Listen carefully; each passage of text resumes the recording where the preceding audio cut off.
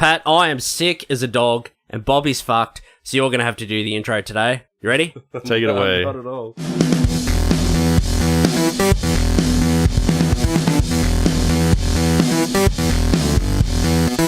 Me? Oh, really? I thought you were joking. I'll do it. Hello, everyone, and welcome to the Bearded Geeks, the weekly grab bag of topics covering movies, comics, video games, and TV. My name is Jags. I'm the Beard Master, and I am sick as fuck. With me today, my co-host Bobby Baxter, Patrick Brown. Hey, boys. Hey. How you going? Good. Better than you. You don't look as good as me, either. Oh. They thought I was Pinkman when I went to get those pills. They're full of pseudoephedrine, so I need your license, so I'm not off making meth. You are a dodgy looking dude. Yeah. I have my gas mask on at the moment. So. I was at the chemist earlier and they actually remember me from last week. They're like, oh yeah, I know. Because I was back. So today is our giant epic Spider-Man extravaganza bonanza. And with us today, we've got an extra man in the beard cave. Everyone say hello to Fred Durst. Hello. No, it's our mate Jimmy. Jimmy's here. Jimmy Douglas. How you going, mate? I'm well, thanks, mate. I'm very well. This is like hallowed ground here. It's the bearded hallowed ground. I'm very, very happy to be here. It's not like Origin last night. Where did the Cowboys play? What's hallowed ground for a Queenslander? It's called the Old Lang Park. It was actually the Maroons won last night. Yeah, it's very no one exciting. cares. Yeah, no one cares, mate. We're here to talk about Spider-Man. I know. So how is everyone? Aside from me, I'm sick. I'm really sick. Yeah. I'm riding high on these pills right now, so... Jimmy and I are the only two that aren't sick in the room. We're Yeah, trying to... so that's going to change soon, I reckon. Yeah. If you hear lots of nose blowing and that soon, it's Pat because he's got a box of tissues on the floor. Yeah, I've got to come prepared for this. It's not what you think. The webslinger. Go, Web, go! Oh. Wow, we've stooped low real quick, haven't we? Next level. That didn't take long. And that's the last you'll ever hear in the Bearded Geeks. We're out of here. So, we've got to talk about the most important thing. Last week, Bob, you and I took it because Pat wasn't here. He flaked on us. Flaky bastard. Yeah. Too much work, eh? Yeah, too busy. So last week we did, what did we do? E3 last week. But, not long after we finished recording our E3 episode, we got a really good surprise. We got some Captain Australia fan art posted online, so we didn't have a chance to talk about it last week, so we're going to talk about it today. Two of our local listeners, regular listeners, not local listeners. One of them's local, though. Nate, our mate from Aussie in the Pom podcast, did a sweet rendition of Captain Australia. That's up online. That's on our Instagram as well. But we also got another great piece from Veronica from Virtuoso, Cold Creature, on Instagram. She did a sweet Captain Australia artwork, but then she also did an animatic from an episode 2 weeks ago where we talked about Captain Australia, and she did this sweet little 1-minute animatic, which is absolutely fucking awesome. So Yeah. Yeah. So what did you think of that when you saw that, Bob? Oh, I was stoked. It's so funny, yeah. We've made it. Yeah. Great job. Yeah. I've always seen, you see them around and stuff of other people's podcasts. I never imagined this early on that we'd get that. That's really cool. Yeah. I think I watched it about 8 times in a row. Yeah, I did too. Yeah. Yeah. Yeah, I couldn't figure out how to post it to Instagram to do videos and that, but then, one of my Insta peeps told me, and I got it up there, so So it's on Instagram if you haven't seen it, and it's on From Virtuoso's, Veronica's YouTube channel, and she's got a lot of great speed artwork and that on there as well. I was having a look at. She made us look pretty good too. Yeah, she did. Yeah, bloody hell. She got my hair right, the little widow's peak at the top. Yeah, my hair's currently just unkept shit, but she actually sort of put a bit of style in there, which is cool. What about you, Pat? What'd you think of it? I loved it. It was good. Get a bit closer, mate. You have to get right in close. James and Pat are sharing a mic because we don't have another one. They're sitting uncomfortably real close. cuddled Yeah. Very uncomfortable. But Patty's uncomfortable. Jimmy's not at all. Bit of body warmth, we need it. world famous Marvel writer, Marvel artist. Writer? Yeah, well, I'll take that too. the sky's the limit. No, the animation was awesome. It was really well done. It's cool to see. We knew what the recording was with. I mean, and then to see it as an animation and frame by frame kind of put together, it was really cool. Just done well. Yeah. Yeah, it was great. I loved it. Yes, more, please. I love the little, the little snags pinging off the shield at the end there. Yeah. And the little tinny crack, was that, I don't know if that was, did she edit that little I think so, crack yeah. of the tinny in? That was great. Yeah, she did a good job of that. Yeah. Yeah. Loved it. So I took it upon myself to make Veronica an official beard of the Bearded Geeks podcast. Yeah. Or a bearded lady, whatever she prefers. Yeah. So that was really cool, really surprising to see, and we're really stoked about that. So I loved it. Ooh, everybody's drinking. I'm on soft drink again. The beer wouldn't mix well with my suit. No, I'd be like passed out on the floor. I saw you look at it and sort of go a little white there. So here today, we promised to talk about Spider-Man. It's our epic Spider-Man extravaganza bonanza. I got some pages here. I planned to do more, but I got sick like 2 days ago, so I haven't done as much as I would have done. But we'll be good. We'll do all right. So everyone knows.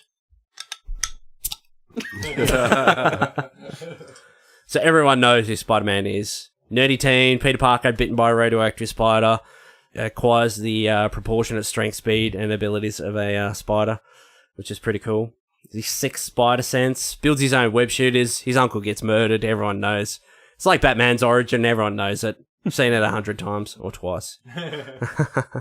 So we're here to talk about Spider-Man. So I'll go over to Jimmy, because Jimmy is the biggest Spider-Man fan in the world. He's the only one who I wore don't know about that. a Marvel t-shirt today. I'm actually wearing a Batman t-shirt. Yeah, I did notice that. No Marvel on me. So we might just start at the top. So, Jimmy, what was your first introduction to Spider-Man? I can't actually remember. I think it was the old 66 cartoon. Spider-Man? Yeah. Spider-Man. Oh, it's classic. I'm getting excited. Yeah, I just loved it. I loved the wall crawling, the swinging between buildings. It was funny because my taste sort of changed when I got older. I loved the action scenes. I loved, as a kid, webbing up villains, swinging through the New York skyline. As I got older, I was like, oh, I love his witty witticisms, his punchlines, the way he just he's always talking, always cracking jokes. And then, now, I love Peter Parker. I love his, sense of duty, his selflessness. So it's funny, just the progression, I didn't care about the dialogue back in the day. It was all about, just punching bad guys and those panels. Yeah. So it's changed, but yeah, such a great character. And the good thing about Spider-Man was, though, he's a very relatable character, but he's also lives in New York City. He doesn't live in, Metropolis or Gotham or one of these fictional cities. He lives in New York, so it just adds that another layer of realism to the character. Yeah. From what I've been researching the last few days, I've known it forever, but Stan Lee, his publisher came to him back in 63, was it, or 62, and said, Stan, you're on a bloody roll. You've made the Fantastic Four, the Hulk. We're making all this money, all this 1960s money, and we want you to do another one. We want another hit. And he's like, okay, no worries. I'm Stan the Man Lee. I'll do it. So he goes home and he saw a fly on the wall, and he's like, that's cool. He's like, to have a character that could crawl on walls. So he sort of went through the list. He's like, Fly Man. He's like, no, Fly Man. He sort of went through the list. Get swatted too quickly. Yeah, he sort of went through the list of sort of, bugs and whatever until he got to Spider-Man. And he's like, Spider-Man's, it's just something about it. It just hits. So he came up with this story, this sort of mild-mannered kid, Peter Parker and that. And, the story we know today. And he took it to his publisher and he's like, Stan, he's like, we can't have a teenage superhero. He's like, teenagers are only sidekicks. He's like, we can't have that. He's like, and you want him to have real world problems. You want him to have money problems and everything. He's like, superheroes don't have problems. That's why they're superheroes. And he's like, so he sort of shot him down. But Stan always kept the idea. And next year, their Amazing Adult Fantasy was being cancelled. And issue 15, because it was the last issue, Stan's like, bugger it, I'm going to throw this in. Nothing to lose. Yeah, nothing to lose. There's so the book was renamed Amazing Fantasy, and he did this Spider-Man story, and it came back a few months later, the dollar figures, and yeah, they made a hell of a lot of money off this one book. And the editor went to Stan. He's like, you remember that Spider-Man character that we both love so much? He's like, it's done really well. We're gonna do his own book, and that's how it started. Mm. What about you, Pat? What was your first introduction to Spider-Man? Yeah, because he was such a big character, so I was always aware of him, even at such an early age. But I think I really caught on to him when I got these Fleer cards, probably, was when it really hit me. That was probably in the... He's got the cards there too, I can see him. I think that was around the mid-90s. About 96, that series came out. Yeah, it was around there, about maybe a little bit later, that I got the whole set here was given to me, actually, as a gift from one of my brothers. And, yeah, and then, you know, I just studied that whole set. Like, I looked through and...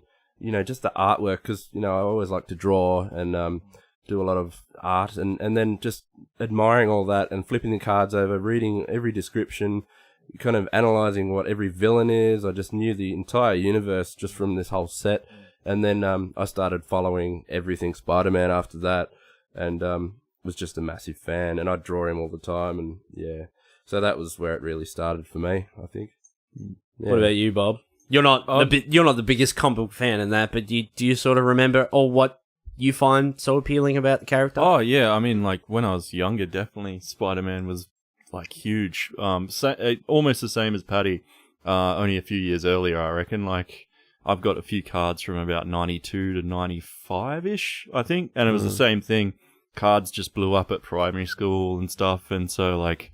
Everybody was trading him, and I mean, Spider-Man was one of the coolest looking characters of the time, and there was all these different variations of him in the 90s too. So, as a kid, that was really interesting. Like, see different versions of him. I know people probably kind of dislike that side of it now. Like, I think people sort of say there's too many versions of Spider-Man in the 90s, but as a kid at the time, that was really cool. And yeah, so collecting the cards was definitely the biggest one. And I mean, I sort of started reading comics probably around the same time as well. But it wasn't like where you go to a comic book store and you follow along. It was kind of like whatever you could get your hands on. Yeah, that's exactly right. Yeah, I think that's why I've never stuck with superhero stuff, is because I've never launched off at the start of anything. And I've always found it kind of intimidating to jump in the middle or something. Which is why I read a lot more sort of indie stuff and creator own stuff, because they are usually just sort of one and done kind of stories, or easier, you know, smaller backstories that you can jump into. So, but yeah, I love Spidey, like when I was a kid and stuff, and the other characters that were involved as well, like Venom and blah blah blah. Oh yeah. And he's such a dynamic character. I mean, obviously for us artists, you know. Drawing a character like that's what always fascinated me, was just all the crazy angles and he's flipping around and also as a young kid it was quite easy to draw. He's just got, you know, the two big black eyes, his mask, and yeah, it was a lot of fun to draw. You'd have to worry about I couldn't draw him to save my life when I was a kid. I was hopeless. Actually, no, when I was a kid I thought I could draw him well, and then I learnt how to draw, and then couldn't draw him for a long time, and I've only just started now being able to draw him again. Yeah, there's a knack to it. There is. But it beats you just draw, make it sound so easy. Oh, yeah, Spider-Man, so easy to draw. I only draw him 50 times a week. I just mean in the equivalent of having to draw facial expressions and eyes and mouth, you know, the whole face. It's nice to just draw just a red mask with two big black eyes. Yeah. Yeah, because you really got to hand it to Steve Ditko, where he came up with the costume, the concept, because Spider-Man was one of the first heroes that was decked out from head to toe, where his face was covered. Because Stan went to Jack Kirby to do a Spider-Man concept, but he made him too heroic. You know, he was sort of your generic big, muscly superhero, and he had like a web gun.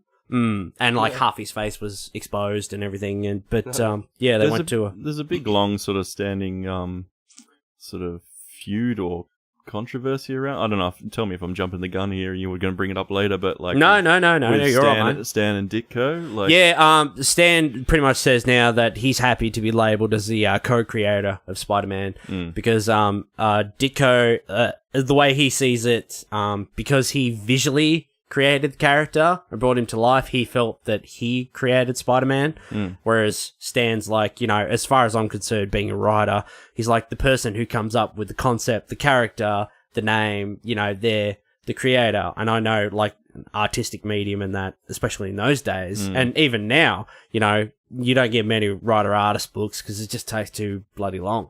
So Stan now is happy to be labelled as co-creator. But from all the research on that I did, Stan Lee and Steve Ditko, rather, they're the men responsible for the Spider-Man we know today, Peter Parker. Yeah. I think it's shared responsibility and shared creatorship. And the visually, the story, Uncle Ben, Aunt May, living in Queens, all that sort of stuff. But as for a long all the time, research Stan didn't approve that, though, did he? Like, Stan went for a long time saying, no, I'm the creator kind of thing.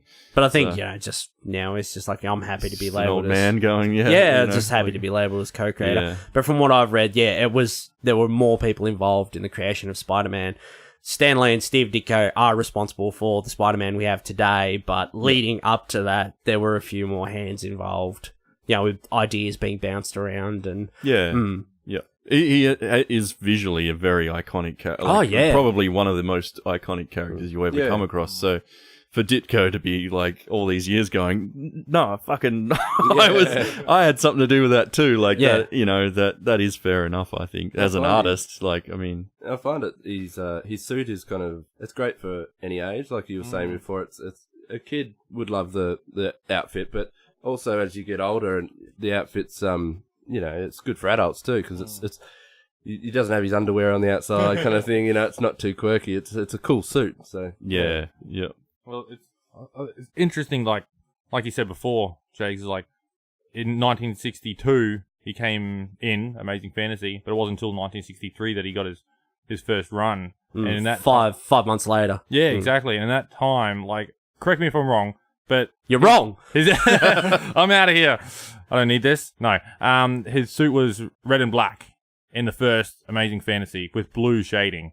So he was originally... I think so, yeah. ...a red and black character. And then by the time 1963 rolled around, the blue shading was blue in the costume, which is crazy because, it would have been cool these days. And I think Miles Morales is a bit of a tribute to that. They did bring that back a few years ago, though, with Superior Spider-Man. Yeah, when Doc Ock took over, the suit was red with black and blue highlights. That's right, yeah. And Kane as well. I think the original one was that red and black as well. Are you talking about the Scarlet Spider run? Yes. Yeah, he had a red and black suit as well. So, I think it's really interesting. I love the red and blue.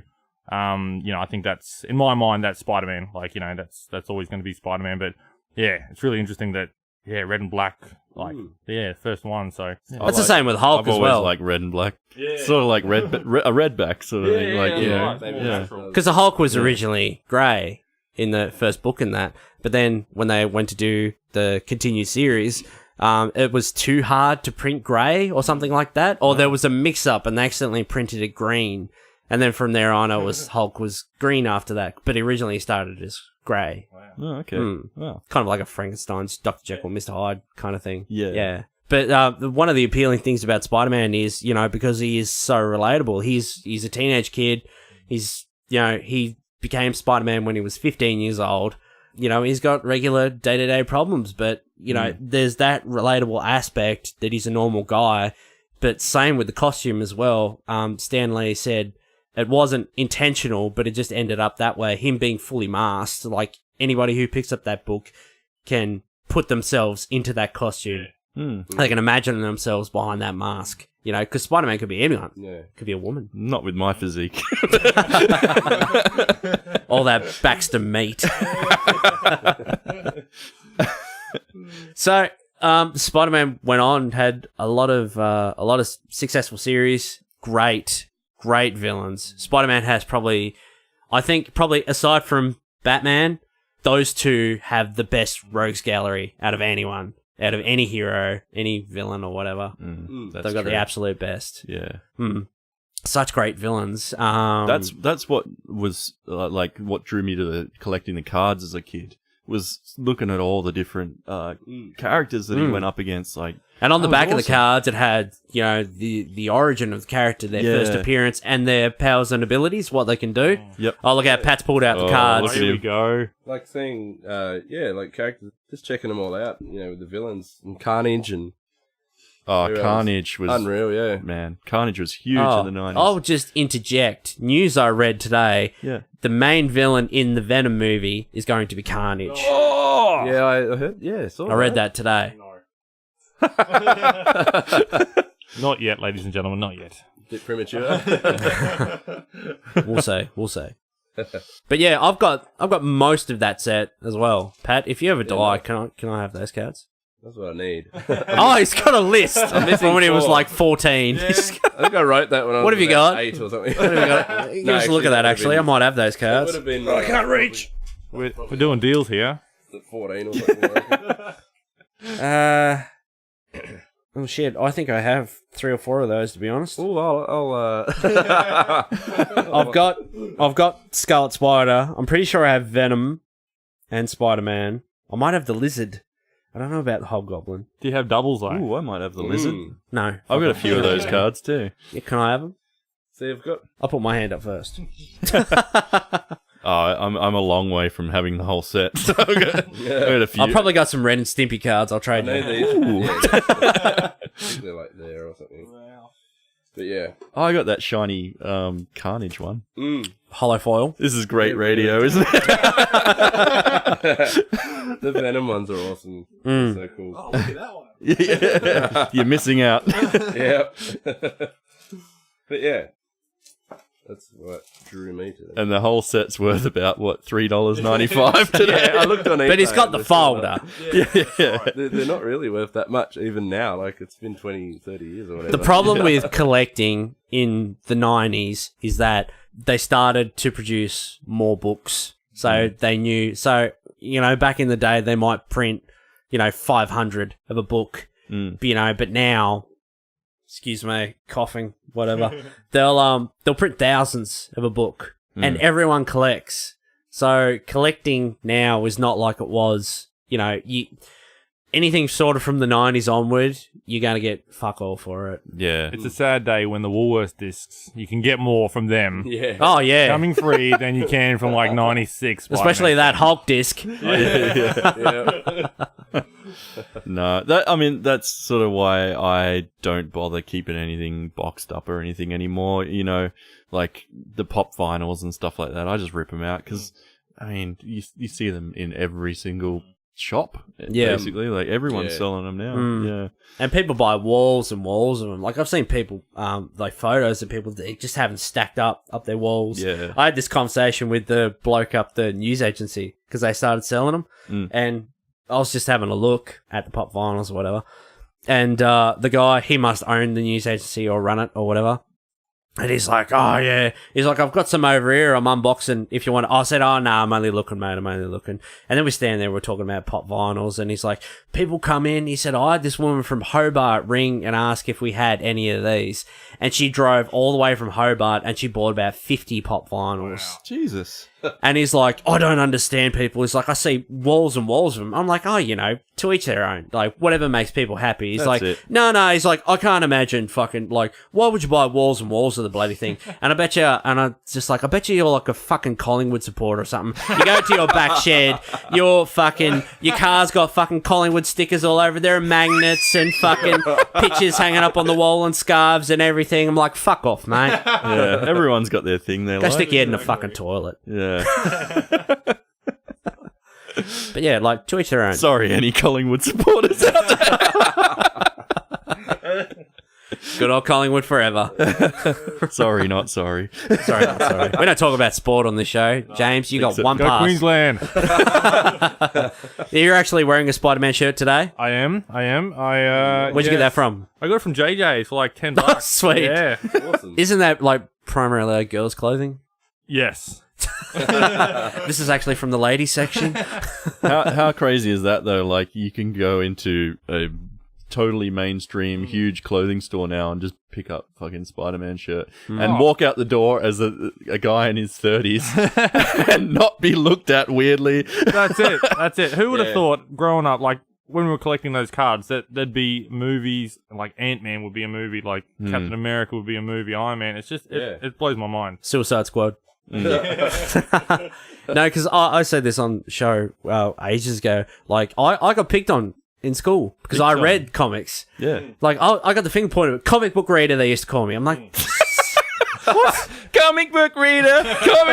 Oh, he's like crouching down in the corner here. I think I like do like the school projects on Spider-Man and stuff, and then like 4 or 5 years later, all those people are like, "Oh, I saw Spider-Man in the movies, and I love it so much. He's the best. I'm in love with Tobey Maguire."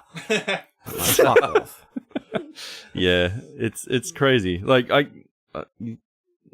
I don't know. I'm lost for words. I don't want to hate on it because it's great. Like, you know, we get to be ourselves and love what we love now out in the open. And no one gives a shit for it anymore. That's right. Hiding in the shadows anymore. It is kind of shit that, like, we had to go through that beforehand, you know? Yeah. So Spider-Man had a very successful comic book run. I'll come back to that in a minute. But in the 70s, Spider-Man had a live-action television show. Now, James is the expert on the live-action Spider-Man series because I've been to his place, I've been to his man cave, and I've seen his shelf, and he's got, like, video cassettes of the 70s Spider-Man TV series. He put one on for me one day. We watched one. Let's just get this straight. I haven't seen it as much as Jags has seen The Dark Knight. I just want to put that out there.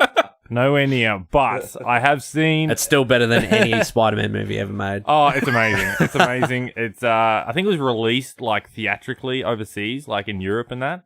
So, yes, in America it was a TV series, but I knew it as a movie. I hired it out from the Brisbane video shop. Woo! Video shops. Oh, I got it every week. Like, as soon as I brought it back to the shop, I'd Brisbane hire it got out. videos, did they? Yeah, they did. Yeah.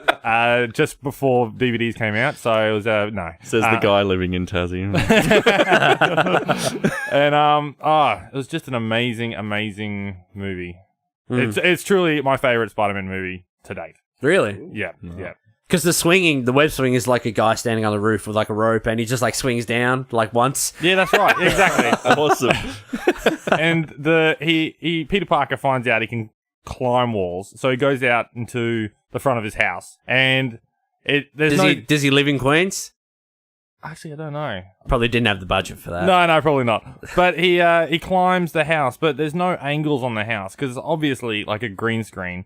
And so he's just climbing up the walls with his flat hands, not going through awnings or anything. This is like 70s, like it's like amazing. Photo swapping green screen. But 8-year-old me, he still doesn't see anything wrong with that. So yeah, great movie. There was a and there's 3 ninjas on top of the rooftop for no reason. I've seen Spider-Man fight ninjas actually. Are you going to show your kids and see if they take to it, or? He'd be horrified. He's already seen the opening sequence for Amazing Spider-Man 2, so there's no going back. Oh, yeah. Damn. I lent you one of my Spider-Man animated box sets, and we were going to watch it, but then you're like, you better not watch it in front of your kid, because what happens when you showed it to your nephew or whatever? Yeah, he was, I think it was the Goblin, the 1966 Goblin, and he has an angry face, and my nephew, love him. He's a bit sensitive to angry faces, so yeah. You freaked out. There was also a Japanese Spider-Man series. It was called Spider-Man. I've seen clips of that. Oh, it looks so cool. But the only real Spider-Man sort of reference like to like the mainstream Western was the costume, and that was it. But it was very Godzilla. So Spider-Man had like a mech. Like a giant, like robot mech that he got in, and he used to fight like giant monsters and stuff. It was very Godzilla, very, very Power Rangers. The little bits and pieces I've seen of that, I love. It's fucking. Really I think that cool. was from Toei or Toho, who actually did Godzilla. So yeah, they're the guys who did that. Yeah, it's pretty insane. I sent you the link for that the other week, Jimmy, on YouTube. You did. I think there's a Mexican Spider-Man as well floating around, isn't there? I think so. Yeah. Wow. He's eating burritos and stuff. Yeah, it's really weird. I'll have to dig it up. Yeah. He works at like the Daily Burrito. I've seen like a samurai Spider-Man. Bit of a samurai kind of style. Oh, Pat, you here, are you? Bit closer to the mic, mate. It's just a bit hard hearing you. Here we go. Bottle opener. You got a... Oh. Yeah, you go first. Oh, yeah. Oof. Jealous of all you There we drinking. go. Wait for it. Oh, yeah. Yeah. Nice. Good on you, James. Nice. So, I want to go back because Spider-Man, like I said, has one of the best rogues galleries. He's got the best villains. So, I want to ask everyone, who do you think what are your top 3 Spider-Man villains? Because for me, it would be... Because I'm a Doc Ock, definitely. Because Doc Ock is probably... I probably would say that Doc Ock is Spider-Man's greatest foe. Even though Green Goblin's done more shit than that to him, I would say that Doc Ock is more of a danger than Norman Osborn / Green Goblin is. I'd say Doc Ock. The Lizard. I love the Lizard. Kurt Connors. He's just a cool character. It's just a guy who gets turned into a giant fucking lizard. It's awesome. And who was my third? Can't really think of a third. I want to chuck it over to someone else while I think of one. Well, just turn to my rogues gallery page. Oh, wow, it's got pictures and everything. Yeah, it's like a little scrapbook. He's stuck them in. That's I awesome. was very excited for tonight. My favorite villain, Wolverine. Omega Red. I hate villains. I'm just going to put it out there. I don't like villains. I like the heroes. I like Spidey. But if I had to choose an antagonist, or a couple of antagonists, I just love the psychological side of a few of the villains, like Venom, who knows Peter Parker's identity. Not only was he sort of like, in his mind betrayed by Peter Parker, but the symbiote, feels like he was betrayed as well. So you've got like a double whammy there. So I just love Venom as much as he can because he thinks he's doing the right thing. Like, you watch the Daredevil season and Fisk, he thinks he's doing the right thing by his, city. So, yeah, he's got a sense of purpose, which is, a skew.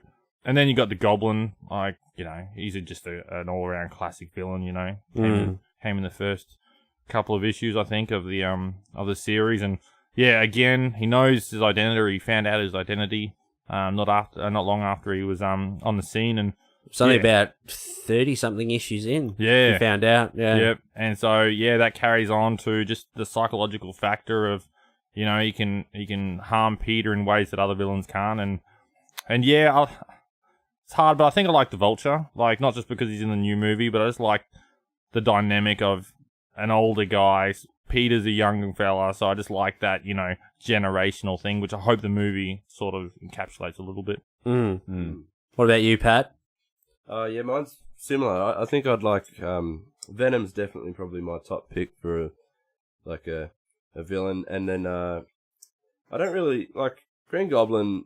Is good and all, but I think he's been used too much. So I like him the way but I'd probably steer from that and go more. Are you talking in a movie sense sort of thing, or just in general? Yeah, probably just as a overall villain.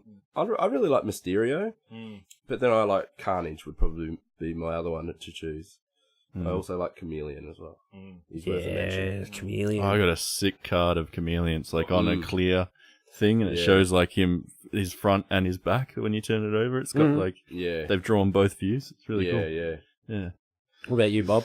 I don't stray too far from these guys, but being a kid of the 90s, I mean, like, Venom was the shit. Like, that was, I mean, a big, badass, black, like, crazy mouth, fucking scary looking thing.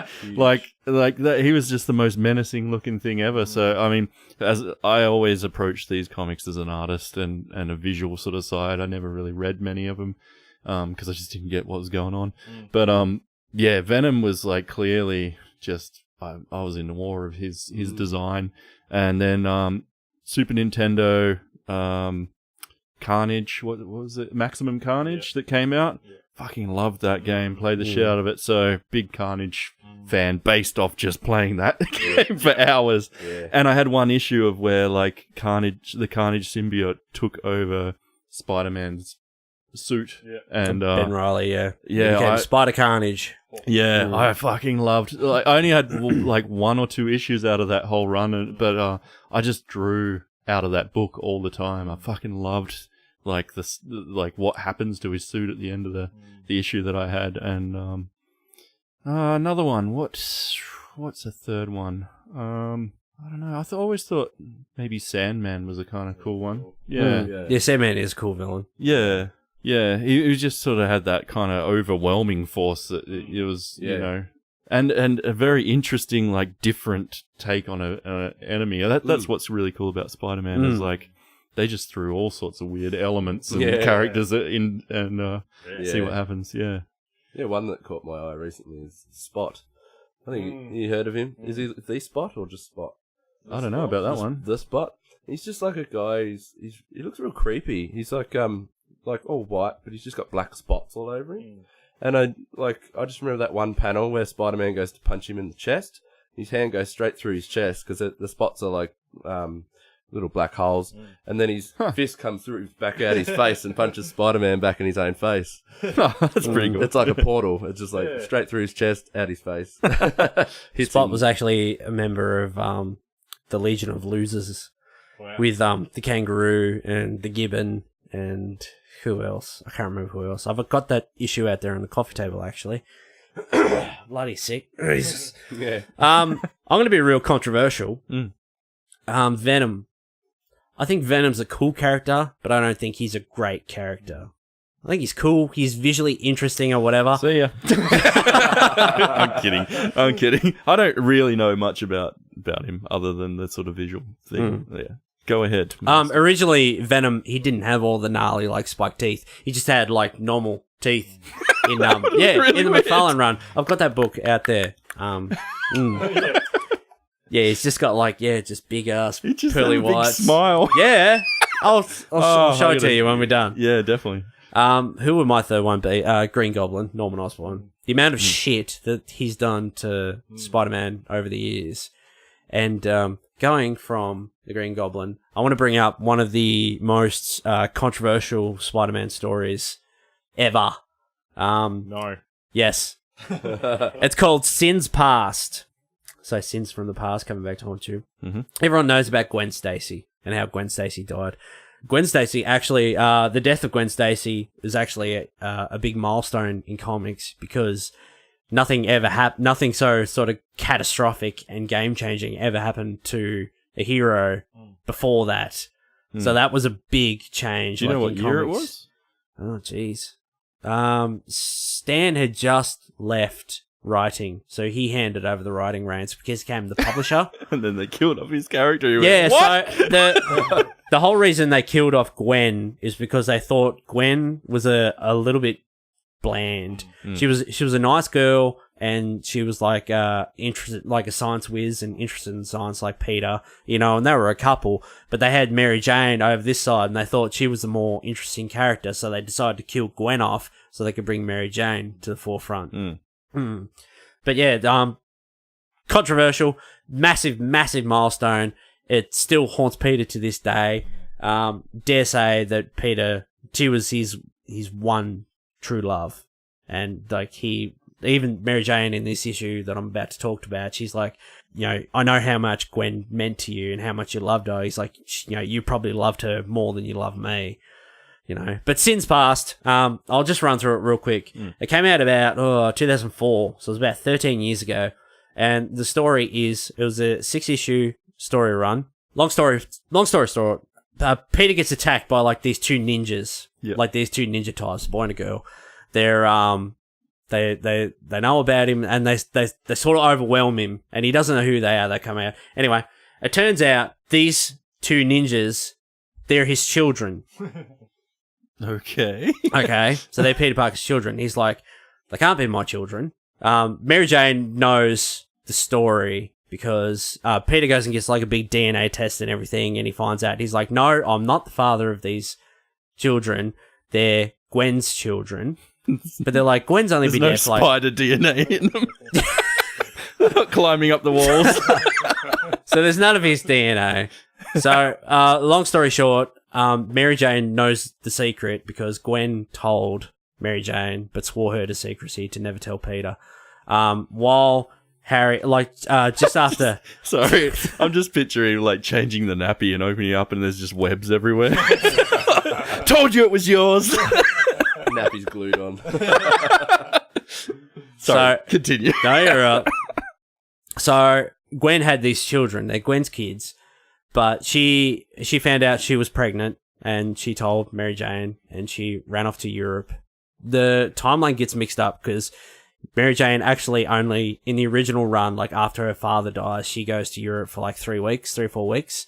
But in this run, Michael Straczynski didn't do his research and she was gone for 7 months.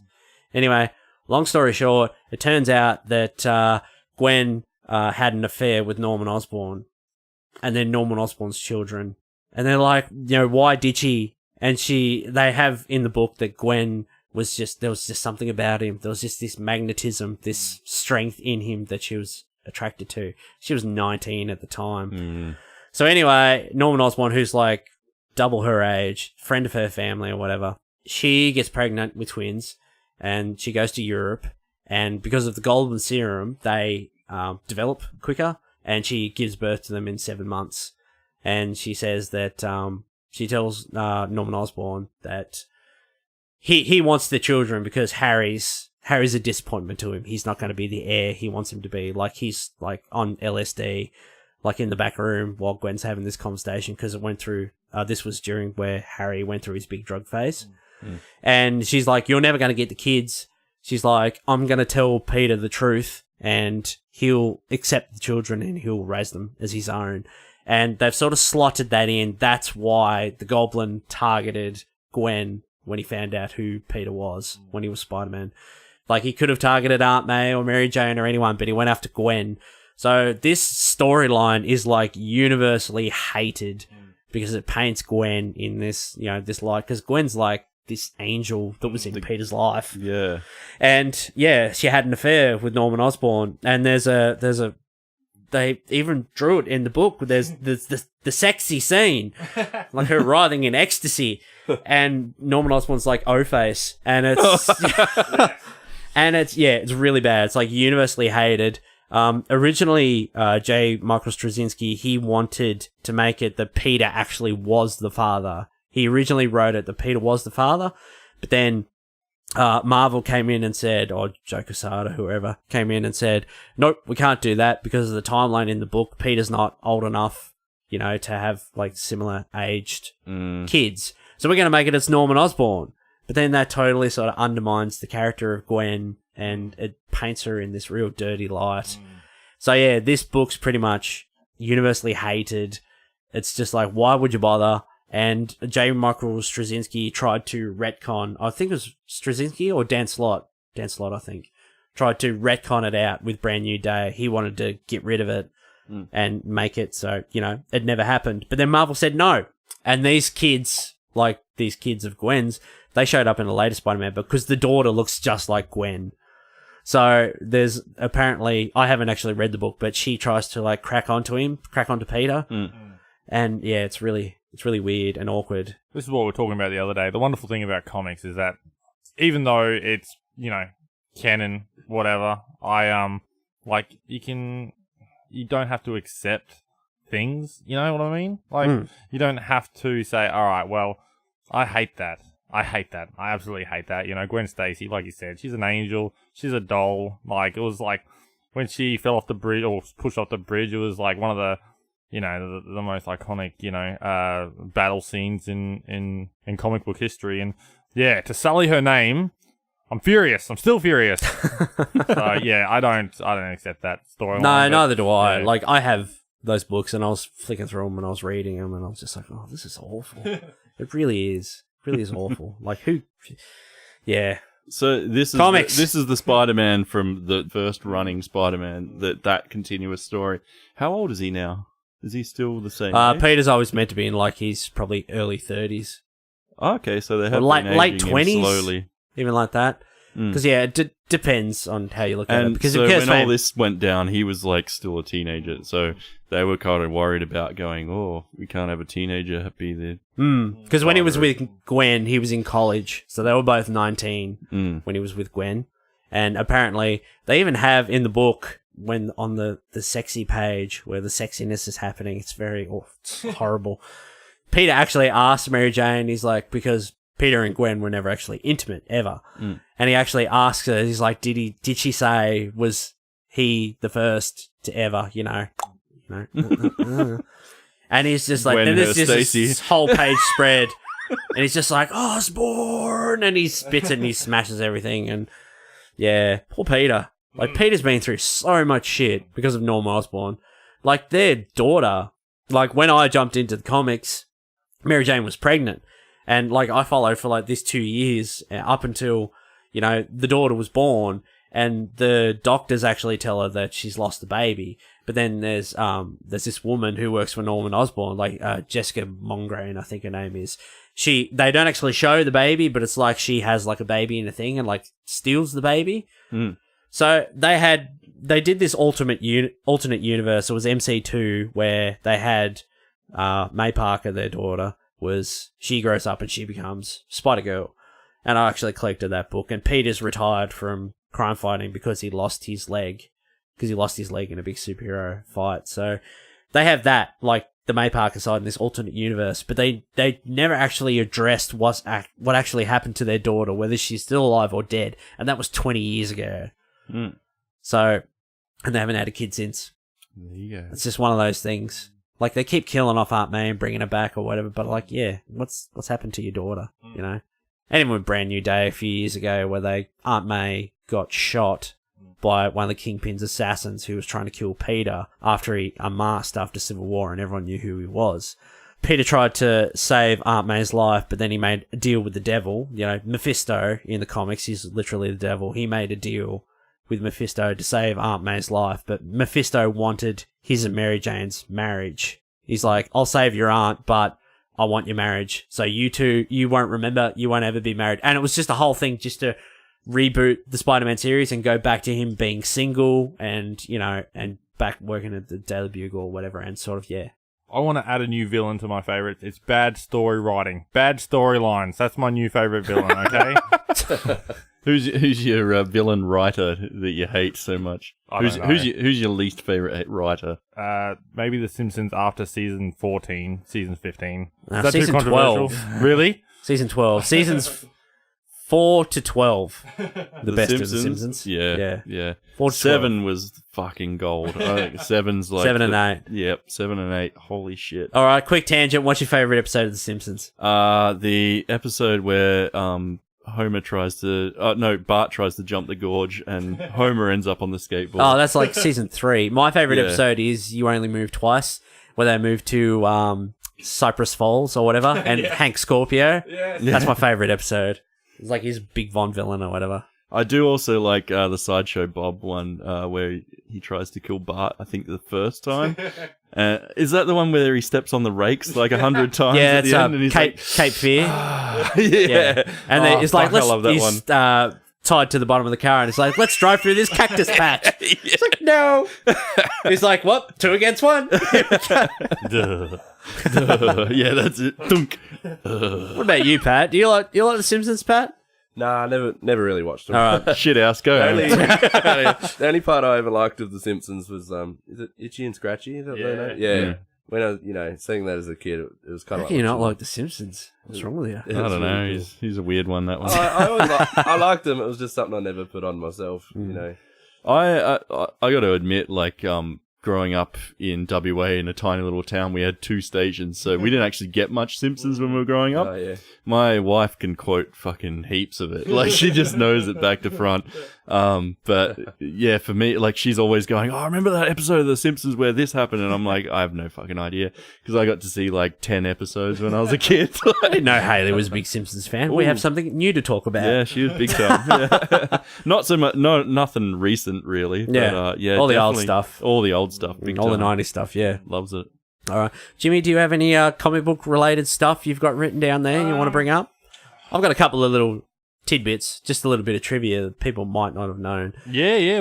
Want to go trivia? I've got 2 little bits. One thing Stan Lee decided to do was to put a hyphen in Spider-Man's name to distance him from Superman, because people might accidentally get it mixed up with Superman and buy those books, so they put that hyphen in there. Bloody Americans. And also, the reason why Spider-Man's web dissolves after an hour is because Stan didn't want to have something that Peter creates something that he could sell and then be in the money. So he always wanted to keep him, with regular problems and with money problems. So that's why he made the web dissolves after an hour, so he can actually sell it. Imagine now if you had to write a Spider-Man book and draw New York City 30 years after. This is webs everywhere. It's just fucking shit everywhere.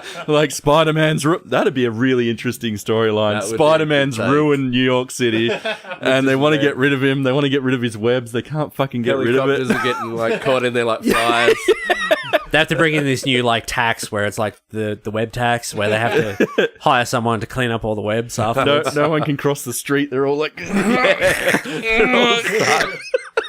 oh no, that'd be great. All the seagulls. That could be a really good what if. Yeah. Well, speaking of webbing, I've doing my research 1960s, and we talked about it the other day. Asbestos webbing. Oh, Spider-Man's yes. First ingredient to his webbing was asbestos. So, kill you very slowly. yeah, how many actual just low criminal type have actually Died of lung cancer. Yeah. I think you sent me a panel from the book, his web to the Human Torch, and I'm like, wouldn't his web catch on fire like asbestos or whatever? Yeah. Anyway, that was cool. We might jump over to games in a minute. But does anyone have anything else comic related they want to bring up? I've got some trivia questions. Oh, okay. I might hit some people with. I'll attempt to answer those poorly. Anything comic related you want to bring up, Pat? No, I think I'm pretty right. I can't think of anything off the top of my head. Pat's having a nap over here. You should Yeah, look at he him. is. He's buggered. Look at I him. haven't been sleeping too well. Too much Breaking Bad. Your pseudoephedrine's kicked in. You're all right, but Yeah, I'm Patty, alright. Patty's Just wait till it wears off. Oh. I'll be like the Blob, just like a Jello mass on the floor. Gelatinous mass. My last comment, and going back to the Gwen Stacy death, I think it's funny how he, we all know she fell. Spidey in his last, he didn't even know anything was wrong. He webbed her neck. It was just it was an accident. It was an accident. It was a complete accident. But I think the writers just tried to pass it away, because the next panel, he says, "Oh, I've killed Gwen Stacy," but the Goblin says, "Oh, she wouldn't have survived that fall. Her heart would have given out as soon as she." Yeah, they left it very ambiguous. Yeah, as to what actually happened. Wasn't she unconscious anyway? Yeah, she was. It was the web. She wouldn't have known she was falling. So there was I saw it the other day. Somebody did another run. It was like a one-off sort of thing where Mary Jane was thrown off the bridge in the same situation, but Spider-Man webbed not just one line. He webbed all her joints. Yeah, so there was no whiplash or anything like that. So he webbed back of her elbows, her legs, her back, her lower back, her neck, her head, everything. So it was he's planning it as well, the text in the speech bubbles. He's like, I need to make sure I've got her neck and all the joints. He's like, that was really cool. He's calculating it and making sure that he catches her right. All right, I've got some trivia questions. I'll come up with some trivia questions, some Spider-Man. They're comic questions. I haven't got any movie ones. Sorry, guys. So I might throw some at you. So here you go. All right. Here we go. You ready? No. All right. So Aunt May always cooked Peter this dish for breakfast. It was his favourite thing to have for breakfast. What was it? I'm going to go with Wheat Bix. Was that close? It's Australia. He's just come to Australia. Vegemite on toast. Is it oatmeal? No. No. It was wheat cakes. Wheat cakes. Oh shit! I meant cakes, wheat cakes. Bix is Australian for cakes, by the way. Yeah. All right. Shit. Yeah, I know, right? Oh, They were my- like pancakes, but like sort of wheat. I've got a comic I'll just in there that's got the answer recipe every in it. Australian answer I can, and might come close. Cap Australia. What Cap Australia at? Bondi Beach. Thongs. Surface Paradise. What is Peter's full name? Peter Crickets. Peter Patrick Brown Parker. Pat, you got any idea? No. Jimmy? Can't think of it. Here we go. Peter Benjamin. That's right. All right. Oh, Uncle Ben. That's his name, isn't it? Yeah, Uncle Ben. Hey, I got one right. Yeah. All right. When the clone Peter Parker, so the clone of Peter Parker, decided to live a life of his own, he took on his own name. What name did he take? Paul Parker. Pat knows this one because I talk about him all the time. Is that sorry, like Ben Riley? That's right. Ben Riley. Hey. The best Spider-Man. Oh! Oh. He technically still is Peter. He's a clone. Whatever. Oh, these guys know all the answers. They wait for me to answer wrong first. I like this. Here we go. All right. Speaking of clones, who created the clones? So which Spider-Man villain created the clones? I'm gonna guess Dr. Octopus. Incorrect. I'm going to say Bruce Willis, the Jackal. I always liked that movie. I like that movie. Yes, you're correct. It's the Jackal. But for an extra point, what's the Jackal's real name? Oh. Jack. Oh. Here we go. Jack. The cards Hang on, coming he's got out. to cards pull are out the coming card. See if it's in the cards. You got the Jackal in there, have you, mate? I do. And his last name starts with L. Jack Leonard. It is. It's Miles Warren. Oh, That's it. I shouldn't. Pat should just hang on to those cards, mate. You might get a few. Yeah, I'm gonna like. All right. This is like. Aunt May was set to marry which Spider-Man villain? So she was once going to marry a Spider-Man villain. Who was it? Oh, the Vulture. Wrong. Pat Pat knows this one.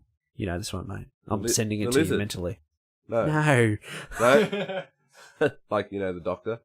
I'm sending it to you mentally, mate. Think hard. He picked up the doctor. Doctor, you're halfway there. Octopus. Yay! Oh, okay. Isn't that what I said? Dr. Octopus. No, What you the- said that for the last one, mate. Oh, I thought I said Dr. Didn't you say Octopus. doctor? Yeah, that's what I said. No, you said the Vulture. Oh, fuck, I yeah, did you too. did. You did. Damn it! You did too, yeah.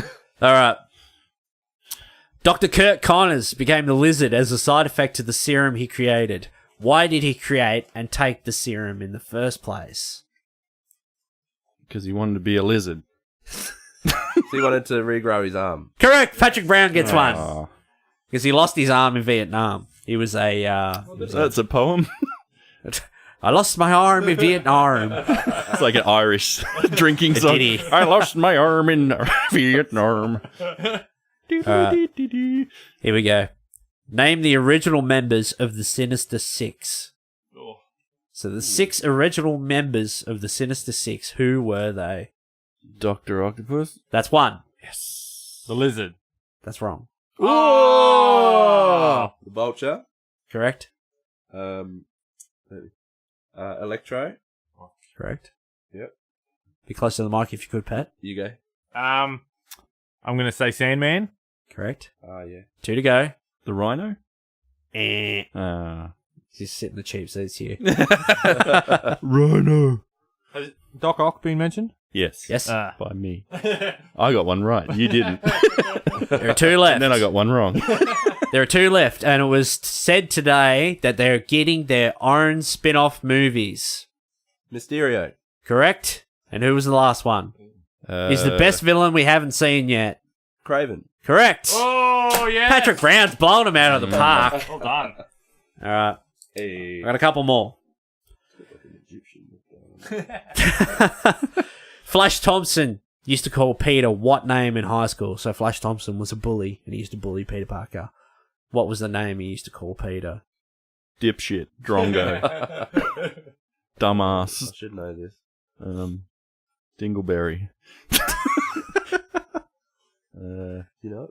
I think I know it. Is it Puny Parker? That's correct, James. Thank you. Ah, That's correct. what sort of bully is that? Puny Parker. From the 1960s. Dipshit's way better. And the last question. Ben Riley worked at a diner. What was the name of the diner? Diner. You're doing really well today, Bob. If I was drawing a comic book, I'd just write Diner as well. All right, I'll give you half hint. It was a diner, but it was mainly sort of a coffee shop. Flick the bean.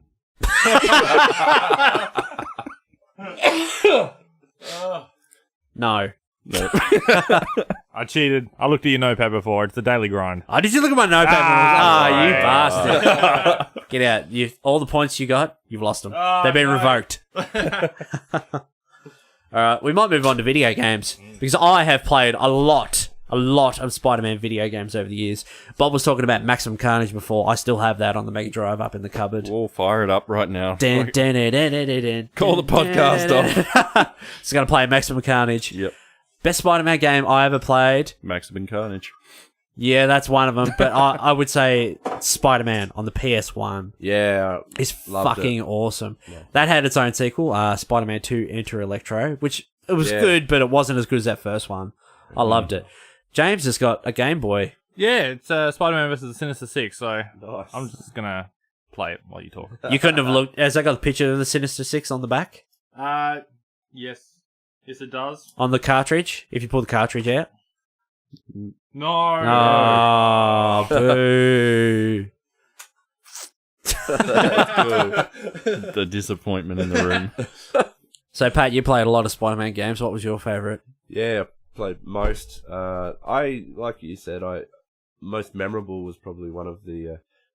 Probably the Just a little bit closer. Spider-Man 2 from the movie game. That's Yeah, the that was top. fucking good That's game. my all-time favourite one. I remember you used to play the shit out of that Yeah, when we were living together. It was great. Yeah. The gameplay was the best part about that. Graphics were okay, but for its time, and but yeah, the gameplay was spot on. Swinging was fun, and I watched a walkthrough of that last night or the night before. I was watching it and I was like, oof. I played this game so many times. Was it really this bad? yeah. When you look back on it, it's Oh, funny. Black Cat. She's so hot, though. In every game. Isn't she? She's the best. Felicia Hardy. But I remember playing the first Spider-Man, for the movie, the first Spider-Man game. That was pretty good. It had And you could play as the Green Goblin. yeah, you could. Yeah. You can unlock it, and he sprint real fast, and he had like flame tracks behind him. Yeah. But one of the really fun ones I liked was, I think it was on PS2. Do you remember it was like a comic book style one? I think it was Ultimate Spider-Man. Yeah, Ultimate Spider-Man was one of the best. That was awesome. And you could play as Venom as You well. could play as Venom and consume people and stuff. It was really cool. That was a great game. Yeah. Bloody good game. That was fun. But I can tell all you boys are excited for Spider-Man on the PS4. Oh, yeah. We talked about this last week. James, what was your impression of the E3 gameplay footage? It was Amazing. Yeah, it was amazing. Spectacular. It was spectacular. He's still wiping himself down from it. What can you say? Like, we've been craving just a good Spider-Man game for so many years, and it looks like it's living up to the hype. So And the best part about it, that it's like, it looks like it's going to be its own thing. So it's not based off anything. They're going to do their own Spider-Man story. And they're the best Spider-Man games, the actual comic book ones. Imagine Like what they can Spider-Man do. 1, Ultimate Spider-Man. Yeah. And it's you can tell it's going to be huge, and they'll just keep adding, probably do sequels. We're going to see some storylines going on. They don't have to tie it to a fucking movie release date. No. So they can that's right. work on the gameplay Quality. mechanics and stuff. You can tell there's going to be a lot of DLC for it and stuff, probably new. You introduce a little villain Mind you, storyline or something. I get the feeling they probably are slightly timing it to Homecoming as well. Well, I was surprised because you look at the look on his face and his eyes, the way they animate in the game, they're almost exactly the same as Homecoming. Actually, you'd probably say they're the same kind of face. I don't think after the reaction of the first time you ever saw Spidey steal that shield from Captain America, and he did the little eye thing, and the internet went fucking ballistic. I was so stoked about that. I think you're never going to see a version of film or game Spider-Man Yeah. that doesn't have that from now on. Yeah. Like, fucking people love that. I can probably talk about it now because obviously everyone knows about Spider-Man and his eyes. Ooh, insider. Here we go. Yeah, but about 6 months before that, Civil War came out, and and they shared it with me. Marvel actually shared the concepts of how the eyes animate, and I was like, wow. I was like, it blew my mind. I was sitting in the office, my jaw was just dropped to the ground. I was like, I hate you. that's the best idea. First thing I thought was, that is the best idea to bring to the cinematic universe. Like, They're like his eyes animate. camera shutters. Yeah. Yeah. And the way they showed in these little pictures I had, the way they animated it was just like straight out of the comic, But Fuck, you're good at keeping a secret. yeah. It was so cool. I thought the same with Deadpool, because Deadpool's very like that in the comics. His eyes are always, he's very very animated. Yeah. And I was like, how are they going to do that in the movie? They'll have to do CGI version. Just don't just don't address it. And that's what they did. Suppose you can get away with that too. That sort of character, fourth wall breaking and whatever. You can get away with that. Yeah. I hate being sick. Can't wait. It's been a long time in this little room. I also played all the PS3 games as well. So Edge of Time, Shattered Dimensions, and Web of Shadows. Oh, yeah. Web of Shadows was actually quite good because you could play Venom's the main villain and all the symbiotes. He has like all these symbiotes and they're taking over the city. So everything's fucked for like right from the get go. So, but as Spider-Man, you can play as classic suit Spider-Man, so more heroic, or you can click like R3 and switch over to the symbiote costume, which has a different power set in that. But that's sort of like, your good and bad path. So if you play too much as the symbiote, you sort of go down the bad path because the symbiote influences Peter. And Is this the Cell Shade one? Like, no, that was Cell Ultimate Shade Spider-Man. I loved the look of that game, but I don't know if it was a particularly good game. I don't know. I got it on PS2, man. I'll bloody pull it out. Yeah. How'd you rate that one? Did I you love like that game. I Yeah? really did. Because like I said, the comic book games are the best. I remember you can like race Human Torch. Yeah, you can in you the can beginning, race yep. him in the game. Yep. That was cool. Any game that Bruce Campbell told you what to do. Yeah. Did a tutorial. Yeah. that was Gold. great. I used to love that. And when you fight Venom in Spider-Man 3, but it's all like quick time events where you have to defeat him. Bloody quick time events, we hate them. Unless they're good. I like the way they did it in the new trailer for the new game. They, like you said, it's a little bit more. You're still taking full control over it. It's not just a press this button and that. But it's Yeah, more or watch a cinematic. It's timing. as interactive as it can be. Yeah. Mm. It's awesome. Mm. The stealth and the way that game is set up, the combat looks unreal. Yeah. Can't wait. When is that being released? I can't remember. 2018. 28. Oh, Early okay. next They were year. just. Mm. Yeah. I dare say, if they've got like DLC, like story DLC, if you don't play as him in the main game, there'll probably be like story DLC for Miles Morales. Oh, yeah, Mm. totally. They'll do it. Yeah. The only thing that will make that game even better is that you finally beat the Kingpin, or whoever the main boss is, and then Peter goes back to his apartment, and there's a shadow on the wall, and a man's there, and he looks up, and the voice goes, "We're putting together a team," and he looks up, and it's John Marston. Be massive cross promotion there. Yeah. Jesus, I didn't know where you were going with that. Join our Sorry. posse. Did anyone used to watch the Spider-Man animated TV series? Which one? The 90s first? one, the Fox series. Yeah, I think I did. bits and pieces. Mm. Yeah. Not. I mean, like I said before, we didn't get much on our two TV stations, Yeah, so it was kind of whatever we could catch. But Yeah. yeah. Saturdays were generally Disney stuff for me, so there wasn't. I don't think we got so Tailspin? much. I remember a lot of Ninja Turtles. Yeah, we got more of TV, that yeah. kind of stuff, Yeah. and not so much the Marvel superhero sort of stuff. No, Yeah, they like never that. really had any of that sort of No. stuff on regular TV. Yeah. No. And then later on, lots of Dragon Ball Z. Yeah. Oh yeah. And everybody's that. like, "Oh, Pokemon, oh, Cheese TV." I was like, I was too old for all that. Yeah, I was the same. Yeah, I was Paddy's off. like, I wasn't. He's the same age. While that was going on, I was off like drinking booze with all you guys when I was like 18.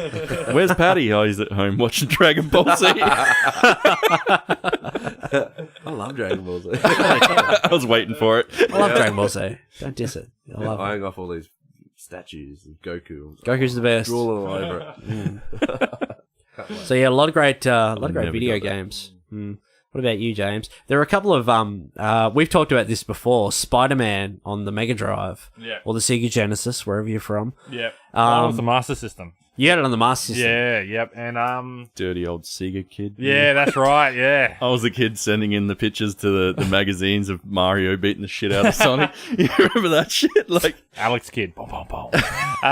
Yeah, and I loved the crap out of that game. I could never beat it. I got to the Electro stage, and I beat everyone. I smashed everyone, but there was no fecking escaping that level, so... See, I beat Electro, and I got right to the end, but I could never defeat the Kingpin. Because there's a scene when Mary Jane's being lowered, like, into, like, a vat of, I don't know, lava or acid or some shit like that. And you've got to web, like, the chain so it stops dropping it, but at the same time, you've got to defeat the Kingpin. And I can never work out how you hit him. Because I only ever figured out, like, once, like, he raised his arm in, like, a certain animation, and you web it, and he, like, got hit and did the flash, where enemies flashed when they got hit. Yeah. And then when they come back to normal, yeah, it was like, I never beat that last level. It's too hard. He was too hard. Kingpin. You have to turn off the TV before you're allowed. Like, there's no save point in those games No. either. was Auto there? saves. It's ruined. Just had to play from start to finish. That's it. Enough TV time for tonight. And you're like, no! I'm at the second last level. Yeah. So, yeah. Okay. Someone else talk. Okay, well, I just want to say that I am bitterly disappointed by the man sitting next to me who did not wear his Spider-Man shoes tonight. I've seen them in the flesh. They're amazing. And, yeah. I'm saving them for Homecoming. Go to the cinema. Yeah, I got some online, just found some Converses, and they got Spider-Man logo printed on the side, but it's the Homecoming one. So good. Yeah, So good. that'd be fun. They don't fit so well, though. It was like one of those. You're like, it's worth it. It's like one of those random, like, Facebook ads, wasn't it? Something like that. Yeah. I fell for it. Oh, no. Oh. I hate those because now I'm starting to see ones. It's like There like you if you're starting to see, like, you know, it'll pop up with like a T-shirt on those sponsored ads, and it's like, oh, if you're born in October and if you like Spider-Man, you would like this shit, kind of thing. And it's like, how the hell do they know all this stuff about me? I did the same with those little the little model things that you've got, the little reference Oh yeah, little drawing I saw model that ad the other day. posable things. Yeah, And I bought mine through a site through that Facebook sort of click-through thing. yeah. And fuck me, now my whole feed is just like those little model things, like everywhere. It works. I'm like, I've already got them. Stop advertising more to me. I know. They're really good though. Hey, like, I've been using them like a lot. Mm. Yeah, they're really cool. I don't know how advertising works because, like, I'll mention something, like, I'll talk about something. Shit's getting scary like that, isn't it? Yeah, because, like, Fuck. the day before, like, this has happened to me a few times. Like, I'm sitting there and I've got my phone, like, nearby or in my hand, and I'm talking to somebody about something, and I'll be like, oh, do you remember, you know, I went to buy that book, the Lord of the Rings book, or whatever, or something obscure that I just talk about, and then the next day, I'm scrolling through Facebook, and there's an ad that pops up for it, Yeah. and I'm like, that's really weird. Yeah, Because I never see ads for, like, this thing, but then, like, this weird, obscure thing I just talked about, like, the day before, it's happened to me a few times. Yeah. Or you've posted something on Instagram where you've typed something in, or a hashtag or something Yeah. like that, and then you'll see an ad for it. I see Something a lot of- super obscure that you never see ever. Yeah, the ads start to suit you. Like, mine are mostly like. It's like my art phone's tutorials. listening to me. Yeah, Hey, More, phone. more Bearded Geeks ads. Brent could really use some Pop-Tarts tomorrow morning. Let's see if he'd be interested in any Pop-Tarts, phone. I could really go some Pop-Tarts right now, Siri. I don't have an iPhone. iPhone's for losers. What flavor would you like? Blackberry. I didn't catch that. One more time. All right, Jimmy. That took a turn. Yeah. Spin us back to Spider-Man, Jimmy. Yes. Spin us back. Jay's What do you got only for let us? me over here if I made up a couple of quiz questions as well. Because Jimmy loves a good quiz. I do, and Ooh, I've here we I've been obviously listening to all the other podcasts, so You I've haven't. picked up a couple of things. All and the I- other podcasts. yeah, That's a yeah. fucking lot of podcasts. Are you going to quiz us on Every episodes we've already podcast done? ever. Yes, no, every episode. Shit. Of the Bearded Geeks, and so I know that Mr. Brown's favorite treat at the moment is yowies. So I brought some yowies Oh. as prizes for any question that's answered correctly. So I don't want a fucking a yowie. lot at stake here. It's on. It's on. Paddy's digging through your pockets already. Where'd you put him? Where are they? So my first question is, in the Spider-Man movie, Spider-Man 1, Sam Raimi, there's a wrestler that Look at the thinking on his face. He's fucking serious. He hasn't even looked up at me yet. There he is. He's like, I got this. I love that movie. there's a wrestler that Peter Parker challenges as his newfound spider abilities, and so yeah, what is the Bonesaw. Oh, look at Before him. he even finishes, Well done. Oh, He wants that. he's fucking actually got yowie. yowies. I'll say that. Oh. Hope you don't. Bonus question. So everyone's still in this. What is the name of the comic book character of the same role? He was in Amazing Fantasy #1, and he was a wrestler that Peter challenged when he got his abilities. Amazing Fantasy 15. Ooh, now you're Oh, fucked. I'm sorry. Get out. Leave the yowies. You leave it. You're fucked now, Paddy. Crusher Hogan. Boom. Ooh, there you go. Can you catch? Yeah. Just throw it straight back to Pat. I don't want it. You can have the yowie, Pat. I don't want it. He was like a dolphin. He just went, poured it in his mouth as he threw it across the Ooh, room. listen to that. Settle down. This is a multiple choice. On Craven's Last Hunt, Ooh. Peter Parker was buried for how long? A, 2 days. B, 2 weeks. C, 2 months. Or D, 2 years. 2 days. Yeah, it's 2 days. It's 2 Hey. weeks. Boom. Is it 2 days? 2 weeks. There you go. He's buried alive. You just want me to give it, Pat? Cut Yeah, it in the give middle, man. There we go. Was he eating? Like one. You want one? I'll just give you the toy inside. I'll eat the chocolate since you don't fucking eat the chocolate. There's no more yowies. Oh, it's okay. They're expensive. Pat would know. And finally, last question. Bruce Campbell. Gotta love him. He was in all 3 Spider-Man movies. The Sam Raimi ones. What was his role in each of them? Cameo appearances. I know these, but I'll get someone else a chance. Guy on phone number 3. He was a waiter. Oh, sorry. Yeah, at the restaurant. He was definitely there. Yes. He was at the theater as well as the guy at the door. Yes. Oh, Jesus, killing me now. What's that yowie? First, That non-existent yowie that I'm going to give him. in the first one, he was in the wrestling ring. He was the guy announcing. Boom. Yep. Pat wins all the There you yowies. go. Did you watch those movies this week? No, I just remember him so well. Shit. I watched them heaps. I actually did. I watched them all in the You last did? week. All of them. I watched Spider-Man 1 and 2. I put Spider-Man 3 on sort of in the background. I got an hour and a half in, but I didn't really watch it because I was doing research. I had it turned down. But then I watched The Amazing Spider-Man and The Amazing Spider-Man 2. Mm. Did you see the deleted scenes from Spider-Man 3? They've only been released like on YouTube recently. No. Whatever. Yes, they're crazy. There's one where JJ Jonah Jameson is wearing Spidey suit, jumping around the office. Isn't that from pretending he's Spider-Man 2? I have seen that one. Where he well, gets, yeah, I've seen that. possibly. And then I've they seen have that. the black suit in daylight, which to me, no good. Oh yeah. No good.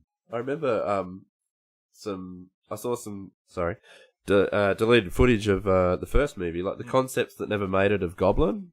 They were really cool. Have you seen those before? And it's like an actual Goblin face that they were originally going to go with, like a natural Goblin. Yeah, know? you sent it to me. It was horrific. Yeah, creepy, isn't it? Like, But geez, it worked. I reckon they should have went with that because that was awesome. Like, yeah, really cool. Better than It's Harry kind and of funny Spider-Man how 2. that, like, that original metallic goblin has kind of informed the whole rest of the cinematic universe, really.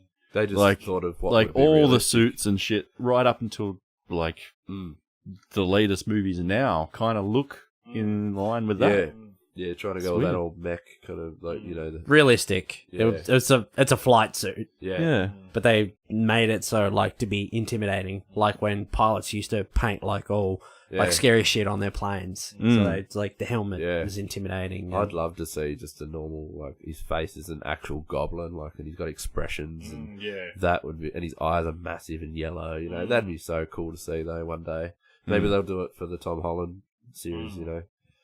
So let's go back to 2002 then. Spider-Man 1 is about to come out. I saw it twice. I actually talked my parents into, because my sister's birthday was coming up.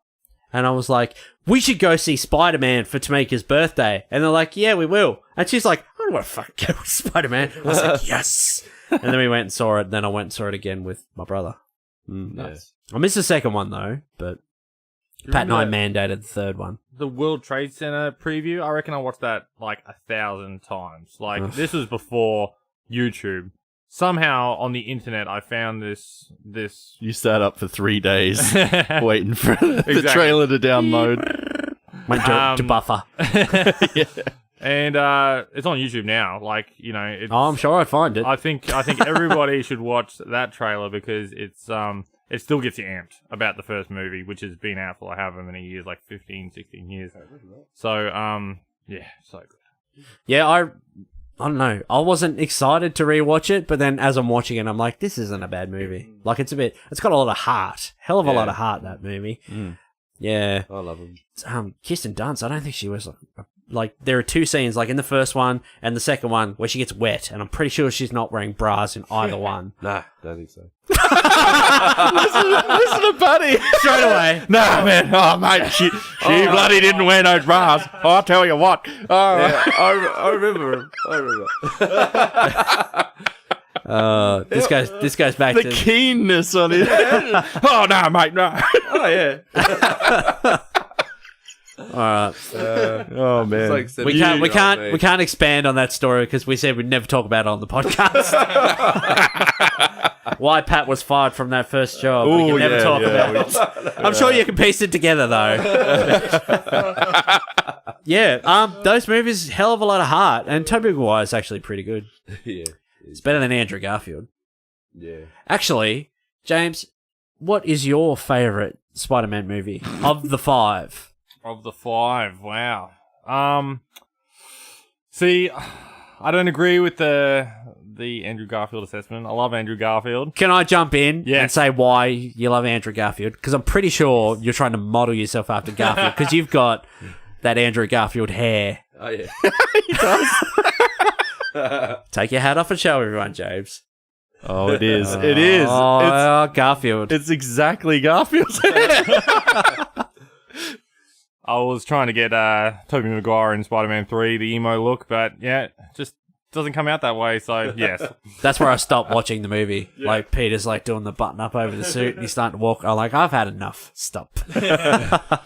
Stops in the mirror and fluffs his hair. Oh, God. What about you, Pat? That first movie coming out. Did you go to cinema and see it? Yeah, I did. Yep, pretty sure I did. Hang on, no, actually, if I remember right, I'm pretty sure I waited. I only saw that on, it would have been DVD, yeah. Good old DVD. Yeah, no, I didn't see it. But I remember the hype, and yeah. But that's probably my favourite in there. That's just hit me more. I think those movies really, like, you know, touched me in a way than the Andrew Garfield ones couldn't. Go Web, go. You know, yeah. But the combination of the two would be good. You know, Tobey Maguire's are probably a little bit more, some people might say, sooky, and then Andrew Garfield's... I found him a little too cool. Tobey Maguire was a better Peter Parker, but Andrew Garfield was a better Spider-Man. Yeah. Spider-Man. Yeah, that's true, yeah. Because Andrew Garfield's Peter Parker, I found, he was almost too cool. He wasn't he wasn't nerdy enough and, like, you know, as contained, he was really cool. He was a skater and, you know, people... He was just like an outsider. Yeah. And it just didn't fit for me, so... He was tech savvy. Yeah.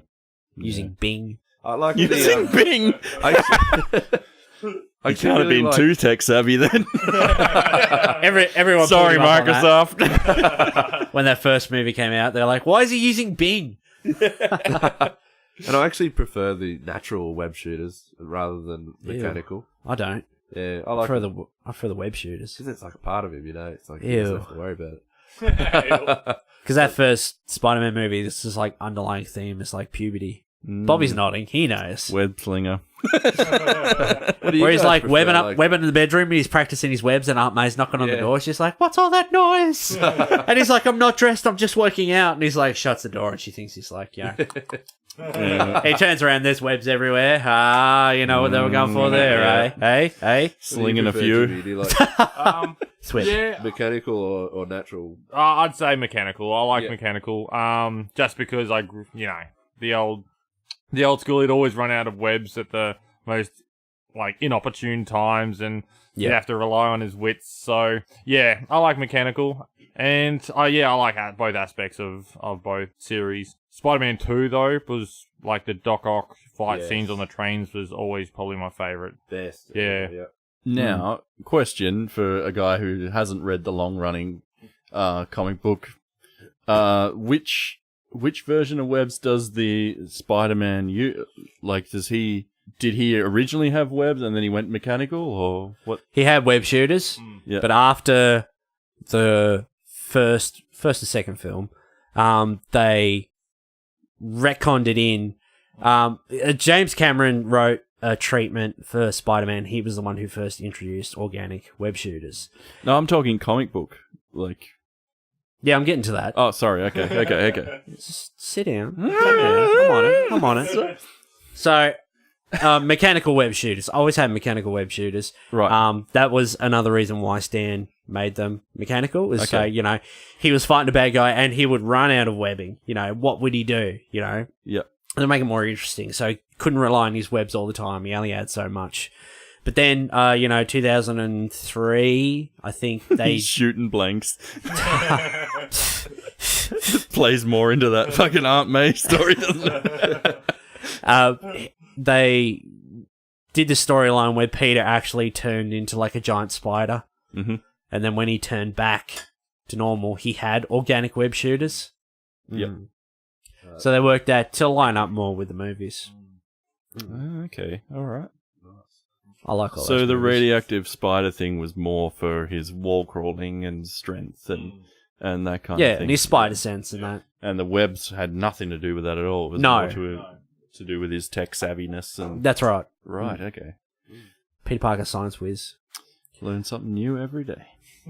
So yeah, I watched the Amazing Spider-Man movies, and like a lot of those movies just aren't memorable. Like the score is totally forgettable. Like you think of the Dark Knight, and you got the dum dum dum dum dum theme. Yeah. You've got the Superman theme from the 70s, and even the X-Men theme, which I hate. But, and in the original Spider-Man movies, they had the Spider-Man theme, but there's no real theme that's... And the Wonder Woman theme. I'm like, what is this?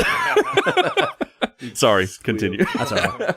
No, there's nothing memorable. And, like, Emma Stone's, like, great, but I don't think she's a very good Gwen Stacy. I don't think they've really nailed the women in Peter's life. It feels just yet. like they like got it Betty back to Brant front. in the original films, she was like the closest to like, because Peter and Betty Brant, they had a bit of a relationship in the comics. Peter kind of stuffed her around though because he's an asshole. But yeah, they kind of haven't nailed Mary Jane, because Mary Jane, they got the whole girl next door thing, but Mary Jane's meant to be this supermodel. She's an actress and a supermodel and all this stuff, and I just didn't get that from Kirsten Dunst. I feel like they might have got the roles. I mean, Emma Stone's probably too young to have played that back in the time, but it almost feels like if you switch those two girls around, maybe they would play those roles. And Emma Stone is a better. natural. She's a natural redhead as well, I think. Yeah. Yeah, I think. Or she's naturally blonde. I don't know. She might be blonde. I don't know. I think she's blonde. Yeah. But she has a little bit more badassery to her. That's like when I saw and she Gwen was first Stacy cast as... sounds like more of your kind of nice girl, girl next door kind of thing. Which Kirsten Dunst would probably play better, sort of. Yeah. Yeah, I always thought that when they cast Emma Stone. I was like, she'd make a better Mary Jane than she would Gwen Stacy. But, oh well. My biggest problem with the Amazing Spider-Man series was that they tried to make it too dark. They tried to go Batman Begins on it. Yeah. Spider-Man's such a, tragedy befalls him all the time, but, he's in the light of, Manhattan. He's always swinging in the daytime. He's always cracking jokes, he's always got the Parker luck, but they tried to just go too much in the, nighttime, too much fighting the lizard, on top of the building. It's nighttime. It's not Spider-Man. And I think Sam Raimi's films actually captured that a little bit better of him, sort of having fun with his powers a little bit. But the Amazing Spider-Man series, it had good points, and you sent me a couple of I think it was Kevin Feige's notes on Kevin Feige with the Sony email hack. Kevin Feige did all these notes, which he emailed off to Amy Pascal, I think, about the movie. I've got them here, actually. I'll just bring them up. James reminded me. I was going to say as well, like as you were saying, it's funny when you think about it, the first Amazing Spider-Man compared to the second, they're both almost different tones. Like you said, the first one's very dark and a lot of nighttime scenes, whereas the second is, I found it a little, it's a little more bubbly in a lot of ways. Like you remember, the Rhino and all that, they're almost like cartoonish. The scenes and the way they act. And even Electro, And just when you're in the daytime and you're having fun, he's chasing the Rhino in the truck. Then he sees like Gwen Stacy's dad. And it sort of just takes you back to the brooding element of the movie. And if that hadn't have been in it, I think it would have been a lot more, fun. Just that's what Spidey is. He's fun. I've got the notes that Kevin Feige made here for Amazing Spider-Man 2. I'll go through and I'll cherry pick a few. So one of the things that Feige says is there are too many storylines and we need to choose which ones are focusing on and lift out the other ones, i.e. could reduce Father Ark just to Roosevelt. So the whole thing about his dad, trying to find out what his dad was doing and what happened to him. Could cut the plane crash, tone down Paul Giamatti's performance so he seems a bit more menacing and less cartoonish. A lot of stuff about Peter's parents, cutting out all the Peter's parents stuff. Really love Electro. Feels like you may not need the scene in his apartment, which makes him seem completely crazy and hard to relate to. Because he's got like all the Spider-Man stuff on his wall and he's having a shave and he's in the mirror. And he's like, oh hey Spidey, it's me. Just your best friend and all this sort of shit. Other stuff. There are notes here that like I didn't even see when I watched the movie. Like Electro's point of view during the car chase goes first person. Oh, does it? There could be a better way to reveal that Peter is missing graduation. Maybe when you cut Gwen, you cut to the wide shot. Just small shit. Don't think Peter would lie to Gwen about sirens. Maybe he just downplays it. Instead of seeing the ghost of Captain Stacy, can't he just hear the voice in Peter's head and maybe a flashback from the last movie? Don't think we need to add Captain Stacy back into the car chase, which I agree with. Just great suggestions. Great suggestions. Yeah. There's too much this is one I totally agree with. There is too much back and forth between Peter and Gwen. Can we recut the dim sum scene so that it doesn't feel so repetitive of the breakup in the last movie? Can Peter be more honourable and definitive and less wishy-washy? Which I totally agree with. Yeah. As a guy who's worked in TV and movies, it's amazing to listen to this because, like, they're exactly the kind of notes that I actually get. like you animate a scene and then like later on, like further down the track, or you storyboard a scene and then a director comes along out of the outside and goes, change this thing, make this less, blah blah blah blah, and sometimes you're like, oh yeah, that's a good note, and then sometimes you're like, oh, fuck off, I spent like half a week on that. God damn it.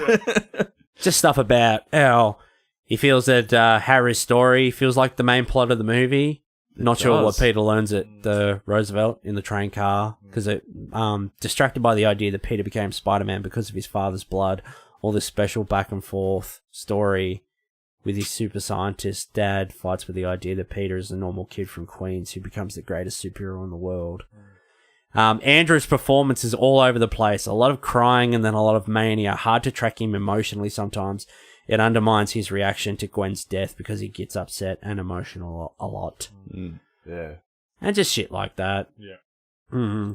I hated the goblin, the way they did Harry as the goblin in that movie. Just the look. It was almost too ugly. Like, it's almost zombified. And he always had the mask in the comics. That was the great reveal, when he took off the mask.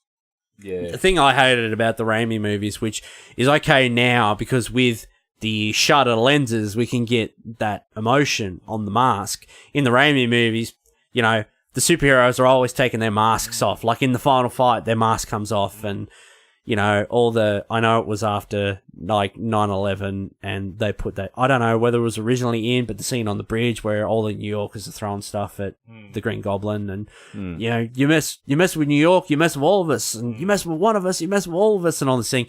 And then in the second movie, the train car, because you can tell that the people in the train car are going to be a lot more involved because there's more shots of them and Peter interacting with them. Yeah. And then his mask comes off and they're all there and like, oh, he's just a kid. He's no older than my son. And they give him the mask back like, we won't tell anyone, Mr. Spider-Man. I'm like, I'm sick of like shit like this. Just leave your mask on. Yeah. Yeah. All the time that happens. Yeah. Even when Eddie Brock is Venom, like he peels the symbiote away so you can see his face. That movie just happened just before the fucking rise of social media and shit as well. Like, you imagine if that scene was in a movie now, it'd be like, he'd be on YouTube straight away. I'm gonna fucking Spider-Man here. Selfie. Sounds like Captain Australia. Captain Australia.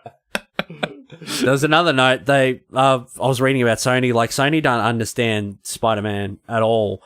They're like, oh, millennials are really into social media and Snapchat and that. Can we do, like, Peter using Snapchat, like a Spider-Man Snapchat story? And, like, DJ, like, electro dubstep is really big at the moment. Can we work in dubstep into the movie? That like, sounds over like the fight some scenes? suit bro has just walked into the fucking boardroom and gone, you know what I really like, man? I really like Snapchat and I really like fucking EDM.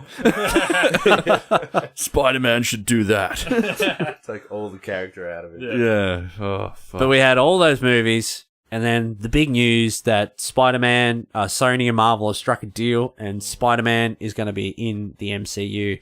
Jamesy Douglas, how did you feel when you found out Spider-Man was going to be in the MCU with Iron Man, Captain America, Thor, Black Widow, all those guys? I think you know how I felt because I called you up.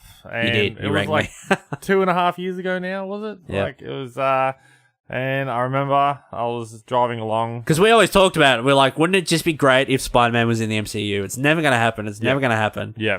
And then... I think everybody was saying that, weren't they? Oh, yes. And then it felt too good to be true. Like, to be honest, like, it was crazy. I couldn't believe it. Mm-hmm. I'll be honest. I fucking hate the MCU and, like, the way that they tie all that shit together. But when I saw Spider-Man swing across the screen and steal the fucking shield from Captain America and land on top of that car, I was like, I got fucking tingles. I was like, oh, yes! Like, fucking Spidey! Yeah. And they just nailed it, like the humor and everything. Like, who is it?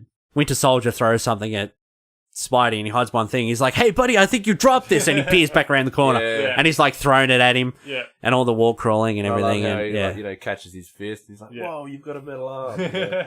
Like, how he's kind of amazed by it. Yeah. Cool. Pat, you're very far away from the mic. Yep, sorry.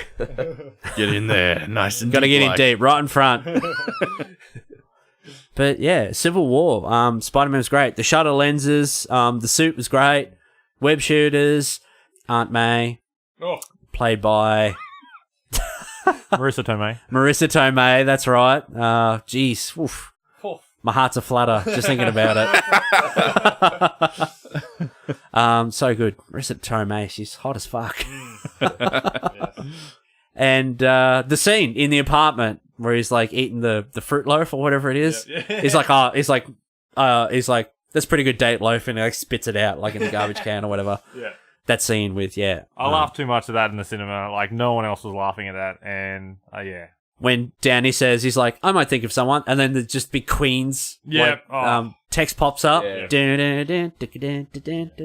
and all the stuff in Peter's room. I remember clinging to my wife's arm, and I whispered, "It's happening." So yes, very, very cool. Is that what you said on your wedding She's night like- as well? It's just like, it's happening. No, it happened. She's like, I can't believe I did this. I'm sorry. I remember your wedding. Shit. James cried like we don't a want to talk baby. about that. We don't. James cried like a baby. We at do his not want to wedding. talk about it. It was really sweet. How good was the pork crackling though? Oh, mate, it was the best pork crackle I've Is ever that had. what, Mrs. is that what Mrs. you're Douglas. crying about? It's fucking beautiful. It got me teary. Mrs. Douglas come around the corner and she looked amazing, and yeah, he lost it. It was so sweet. It's it was the true. sweetest moment. I got teared up because he got teared up, and I was like, "Oh, this guy's so sweet." Oh, Look at you guys. You're starting again, aren't you? But Civil War was great. Spider-Man, web shooters, Shutter Eyes, everything was great. Tom Holland, amazing. Pitch Perfect, Yeah. awesome. And now Spider-Man: Homecoming. Are you excited, Patrick Brown, for Spider-Man: Homecoming? Yeah, I'm pretty excited. It's it's been a long time coming to get a movie like this, but Long Long time homecoming. I'm sick. You just. I just touched his sick hand.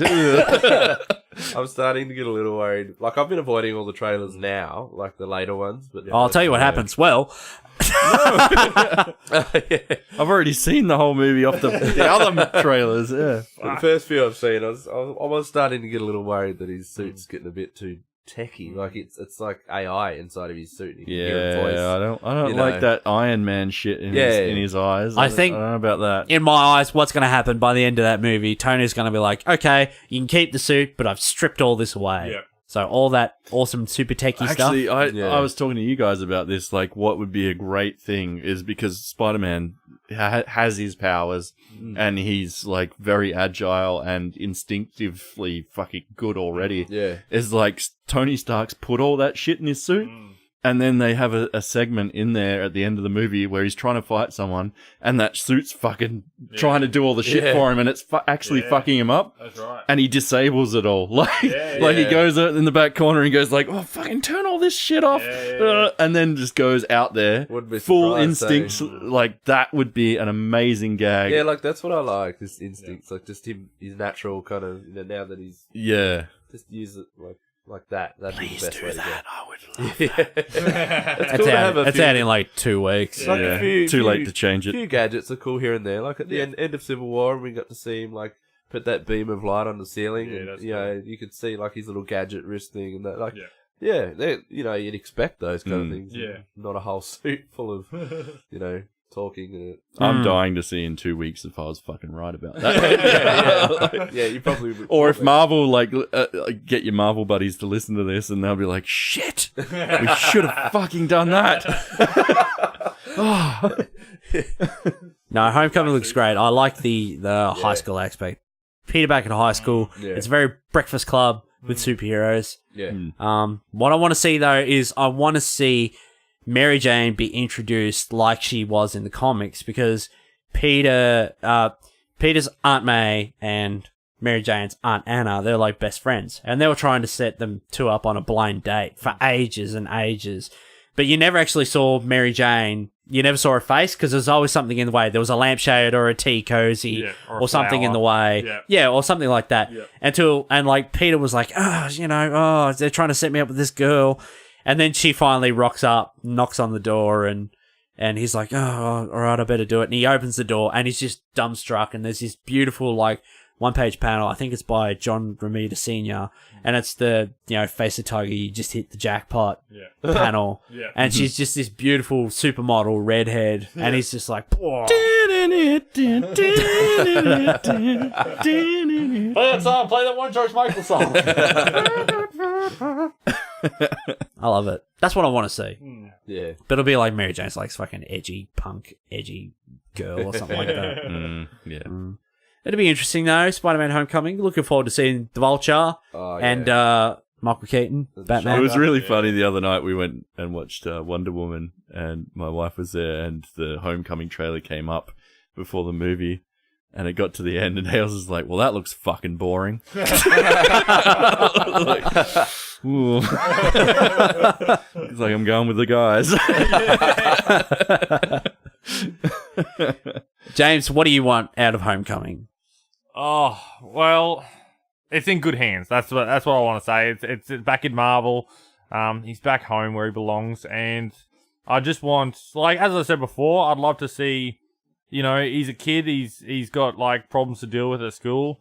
I'd love to see the Vulture and him have, like, you know, a few, you know, generational, you know, back in my day, this was, you know, like, just that, like, sort of dialogue, because, you know, you remember the old Sam Raimi movies, and I think Spidey said one joke, and that was keep the change when he threw back the money at Dr. Octopus, and that was it. That was the only, like, real dialogue between the hero and the villain in those movies, and yeah, I just want that, you know, just constant talking, like, in the fight scenes, and yeah, but Yeah, that'd be good.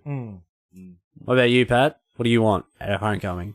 Yeah, I'd really like to see just it done right, you know, and not just don't turn it into one of these big Hollywood blockbuster things that, you know, typical stuff. I want it to be a little bit more grounded and you know, don't end the world or, you know, blow up the city or something. Just keep it, you know, make a real good movie, focus on the villain. Yeah, do a good, like, character piece. Yeah, just keep it true and you know, Peter Parker and Spidey combined, just done right would be perfect.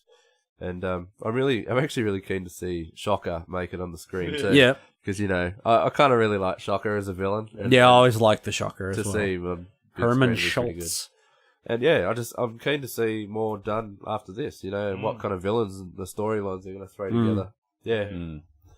I read today as well that Downey Jr.'s in this first one, Tony Stark, but the next Spider-Man film will have a different Marvel supporting character. Wow. So they'll just sort of pepper someone else in there just to keep it exciting. Even if it was someone different, like, it probably won't be Cap or anyone like that, but Doctor Strange or something like that, because there have been a lot of great Spider-Man, Doctor Strange stories. Yeah.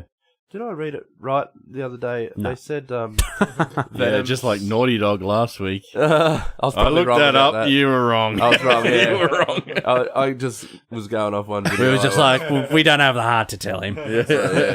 But I think Venom. They said Venom might. You know, they're gonna link the Homecoming, like Tom Holland Spidey to Venom movie now, aren't they? Like there's a chance. Yeah. That's Well, what I read. like Avengers 4, there's a chance that, you know, they're out in space. Maybe he picks up the symbiote and, you know, he picks it up in the MCU, but it crosses over to the Sony movie. Maybe that's another way that they keep it linked. yeah. So maybe he'll, you know, banish the symbiote or whatever. But then right at the end, they'll have a little stinger with Tom Hardy or something like that.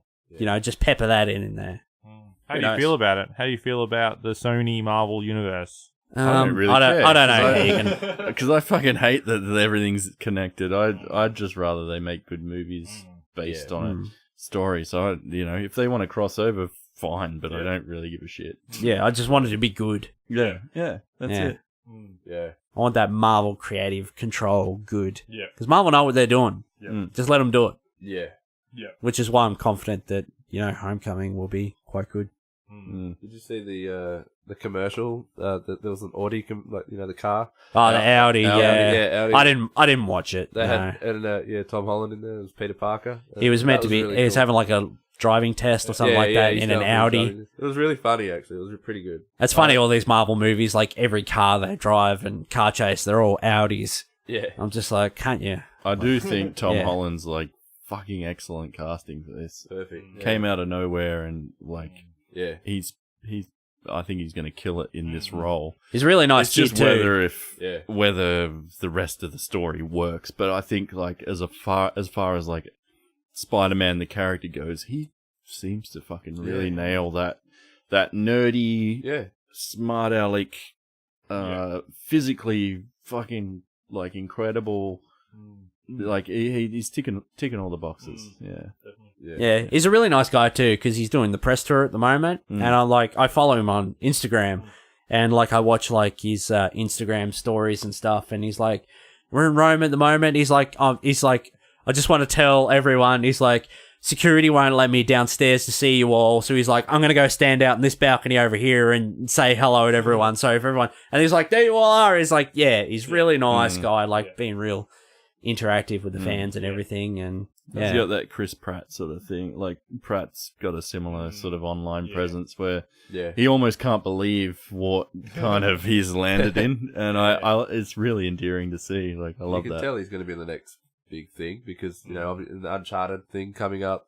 Yeah. It's going to be the role of Nathan Drake. And, like, he's going to hit some... He's going to be the face of another like a new generation of young kids. He'll hit it big, I reckon. Definitely. I think it's good that he got the Uncharted role as well, so he won't just be known as strictly just the Spider-Man guy. Like, you know, how Tobey Maguire... Tobey Maguire was, like, on track to be this kind of, like, our generation of, like, the next dude, and then...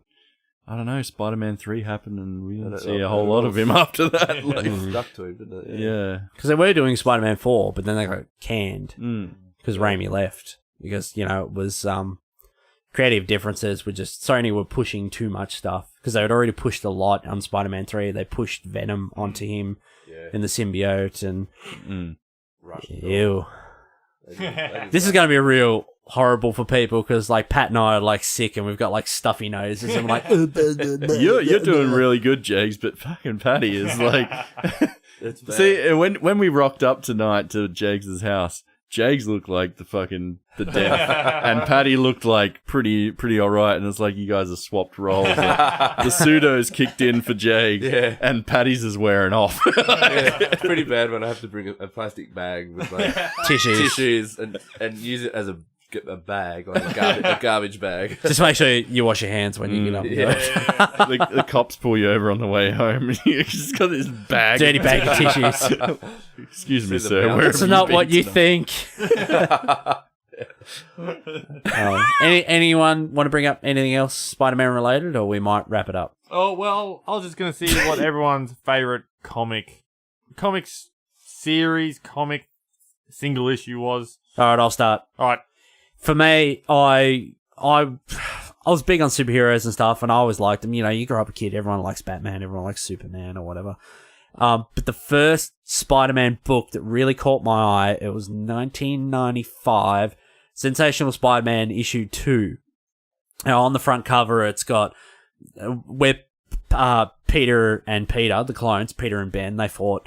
And they thought the clone was dead. They dumped this clone in a smokestack. And the cover was just like the smokestack, but it was like a skull, and it had like the torn Spider-Man mask like on the top half of the skull. And I just like straight away, I was just like visually arrested by that image. And I picked it up and I bought it for like $1.50 or $2.50 or whatever it was. And then I was lucky enough to get, I think I missed the next issue or two, but ever since then, for like issue like 5 onwards, I got every single one. And they just had just great covers, just really pulled me in. And I sort of came in when Ben Reilly was Spider-Man. And it's still my favorite Spider-Man costume, the Ben Reilly outfit with the web shooters on the outside, because that's awesome, which every bloody Spider-Man has done since, in the movies especially, web shooters on the outside. Yeah, that was just one big book for me. Yeah. But yeah, I never actually read it, but the black issue, it's called, after 9/11 they did a 9/11 issue of the Amazing Spider-Man. The cover was just all black, and it's all of like the superheroes and supervillains in New York reacting to 9/11. And it's got Spider-Man and that there, and they're just, you know, terrorism and everything. And you've got Doctor Doom there, and Doctor Doom's like standing over the site, the World Trade Center site, and it's just like a tear rolling down, like his metal mask and everything. And yeah, all the superheroes coming to like help and firefighters and everything. And, bloody oath. Yes, my favourite. Go, James. You can pick it up for about 40 cents on eBay if you're that keen. But it's the giant size 30th anniversary of the Amazing Spider-Man #1. It's actually 375th issue. I remember where I bought it. It was in Aikenvale in North Queensland. My dad bought it for me, and it's just beautiful. It's a beautiful cover. It's what is it? Gold foil? Holofoil. Color foil with Holo foil. Holo foil. Yes. with like webbing and Big trend in the 90s, holofoil That's covers. right, beautiful. And you got You would Spider-Man. have blinded everyone on the way home in the Queensland sun. Exactly. Just like, You couldn't touch it because it was too hot. I haven't been able to open it to this day. It's got Venom and Spidey on the front, and you know they're just in this epic battle, and it's the issue where they form an uneasy alliance, and it's just amazing. I love it. Awesome. Pat, do you have any sort of a book that stands out for you? I was always a big fan of the Ramos. Yeah, Ramos. Yeah, I had like a massive, the real thick kind of binder ones that you get like The trades. fair few. You like 20 issues in the one thing. Yeah, that was a really good one for me. I can't recall what it is exactly, but yeah, the Ramos Any ones. particular like villain or something you went up against that It you was thought? Doc Ock. Yeah, he was Yeah. up against Doc Ock in that. No, that was really cool. Yeah, really good one. Was that the long haired Doc Ock? He wore like the black, Yeah, and he had like long black hair. Yeah. yeah. Yeah, it Mm. was good. It was pretty brutal in that. I think I know what yours is, Bob. See. It's that Spider Carnage cover. Well, yeah, that rates pretty highly, definitely. But there was Powdered Toast Man versus Spider-Man. Was it really? There was seriously Wow. because Ren and Stimpy comics were put out by Marvel. They were, originally. yes. Yeah, and they had a crossover with Powdered Toast Man and Spider-Man. I can barely remember what actually happens in the issue now, but I'm gonna look that up. I remember the cover and as a kid and just going, what? That's like I got the Transformers books of the 80s. They were put out by Marvel as well. And in the 4th issue, it was like, had Megatron on the front. And it's like, guest starring the Amazing Spider-Man. And it had like, yeah, Spider-Man and Megatron on the front cover, which was pretty cool. But there was this Avengers Transformers series from about 10 years ago. And there's this great shot. It's a profile shot of like Megatron. It's like Megatron's head, and he's got his hand up with like one finger up, and it's Spider-Man like perched on the tip of his finger, like looking like face to face. Yeah, it was really cool. I've got that issue actually. Yeah, Awesome. Avengers Transformers crossover. Wow. Yeah, get a look at that cover. You will love it. I'm gonna look it up right now. Actually, let's see. Powdered Toast Man. Cling tenaciously to my buttocks, children. Oh yeah, here we See? go. I was not lying. That one. That's it. That's it. I've never There seen you go, that. Patty. That's cool. I'm gonna see if I can find that. I saw that at the Avondale Market the other week. Oh, well, not the other week. It was about 3 months ago. Yeah. And I didn't pick it up. Oh, You and I went, idiot. And I went back the following weekend. Gone. gone. Fuck. Oh. That's probably one of the funniest. That's totally different. Yes. You seen that before? Yeah, yeah. The Yeah, I've seen that. Yeah. Hulk and Spidey. Yeah, for people who can't see, it's the. Sorry, it's just an image I found online. I always find quite funny. There's a piece of fan art. Spidey sitting on what is it? I think it's like a lamppost or something. Yeah, lamppost, and And, Hulk's there right in front of him. He's just doing like a little web to his Web in face. Just the expression on Who's the Hulk's face. artist? Not sure, to be honest. Yeah, Oh, okay. but they made it big after that image. It just went viral. Like, Yeah. and yeah. Bobby, if you jump on eBay, you can buy that book for $25. 25. It was $2 at the Avondale Market the other week. Well, there's another one here for $45. Yeah, you don't want any. What have I done? I actually Yeah. went back the next week because I had no cash on me at the market, and so I was like, I'm coming back next week to pick it up.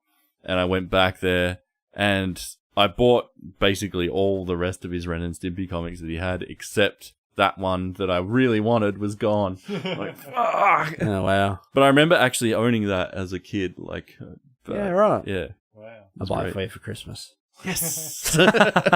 You just remember. But there you go, as the, well. the big Spider-Man fans. in the room. Yeah, that's and, right. and I threw a curveball at you that you never knew about. So ashamed. And it was the best damn book ever. All right, we might wrap it up because we've been here for 2 hours. Oh, Wow. shit. Yeah. Okay. Big episode for me to edit. Thanks, guys. Sorry. Epic Spider-Man extravaganza bonanza. Bobby, where can they find you online? Bobby Baxter card. Nope. Wrong. Start again. BobbyBaxter.com is where you find all my stuff, and Bobby Baxter Cartoons on Facebook and Instagram, and Bobby Baxter on Twitter, and Bobby Baxter on Tumblr, And Bobby Baxter on Redbubble. just look me up. I'm there somewhere. Yeah, and on Redbubble. Yep. Patrick? Patrick Brown. Yeah, patrickbrownart.com and Patrick Brown Art on Facebook. Sweet. That's it. You can find me at your local fridge shop, 9 to 5 every day. HB Ji-Fi. I actually, I was looking up that Scarlet Spider issue again because I wanted to buy it yesterday, the one that Pat did, and I could have just talked to Andrew in Hobart and got it. But I'm like, I'm gonna just search Patrick Brown on eBay and see what I find because there might be a few other covers on there. And there's like fuck all. And the Spider-Man book, the Scarlet Spider book on there, they're still selling it for like $60. And I'm like, fuck off. I'll just go around Pat's house and steal one of his. That Mary Jane variant's out too now. Is it? Yeah, I might have to get your hands on it. Very good. I'm going to have to edit you out of this episode, Pat. Yeah, you're just like, There you go. you're out the other side of the room going, It's I'm like gonna- dead quiet. Just over here on this side of the room. just quietly dying in the corner. You can find the Bearded Geeks online, Facebook or facebook.com/Bearded Geeks pod. We're on Instagram at the Bearded Geeks. On Twitter at Bearded Geeks pod. Always, I still hate Twitter. # fuck Twitter. It's crap. But now you can find the Bearded Geeks on TeePublic. If you want to buy yourself a Bearded Geeks t-shirt, you can go to TeePublic and search for the Bearded Geeks. We've got about 6 different designs up there, not many, but you can jump on there and buy a t-shirt. They've got a great official beard logo. That's probably my favorite. And but they've got t-shirts, ladies' tees, hoodies, mugs, notebooks, phone cases, all that sort of stuff. Just go to TeePublic and search for the Bearded Geeks, or teepublic.com/users/the Bearded Geeks. Nice. Just search for it. Looking forward to getting a beard on my chest. bit of hair on my chest. I make sure I made the Bearded Geeks logo like really big, so like Yeah. definitely represent. So gonna beard get one of beard those soon. extender, So like we mentioned. yeah. So Always ready. we've got a special outro today. Jimmy is going to play us out. So from all of us here in the Beard Cave, we want to thank everyone who likes, shares, subscribes, who sends fan art and animatics. We love fan art, more animatics. We love them. Yeah, do it. So in honor of our Spider-Man episode, Jimmy's going to play us out. Thanks everyone. We'll see you next week. Hey! Play it, Jim.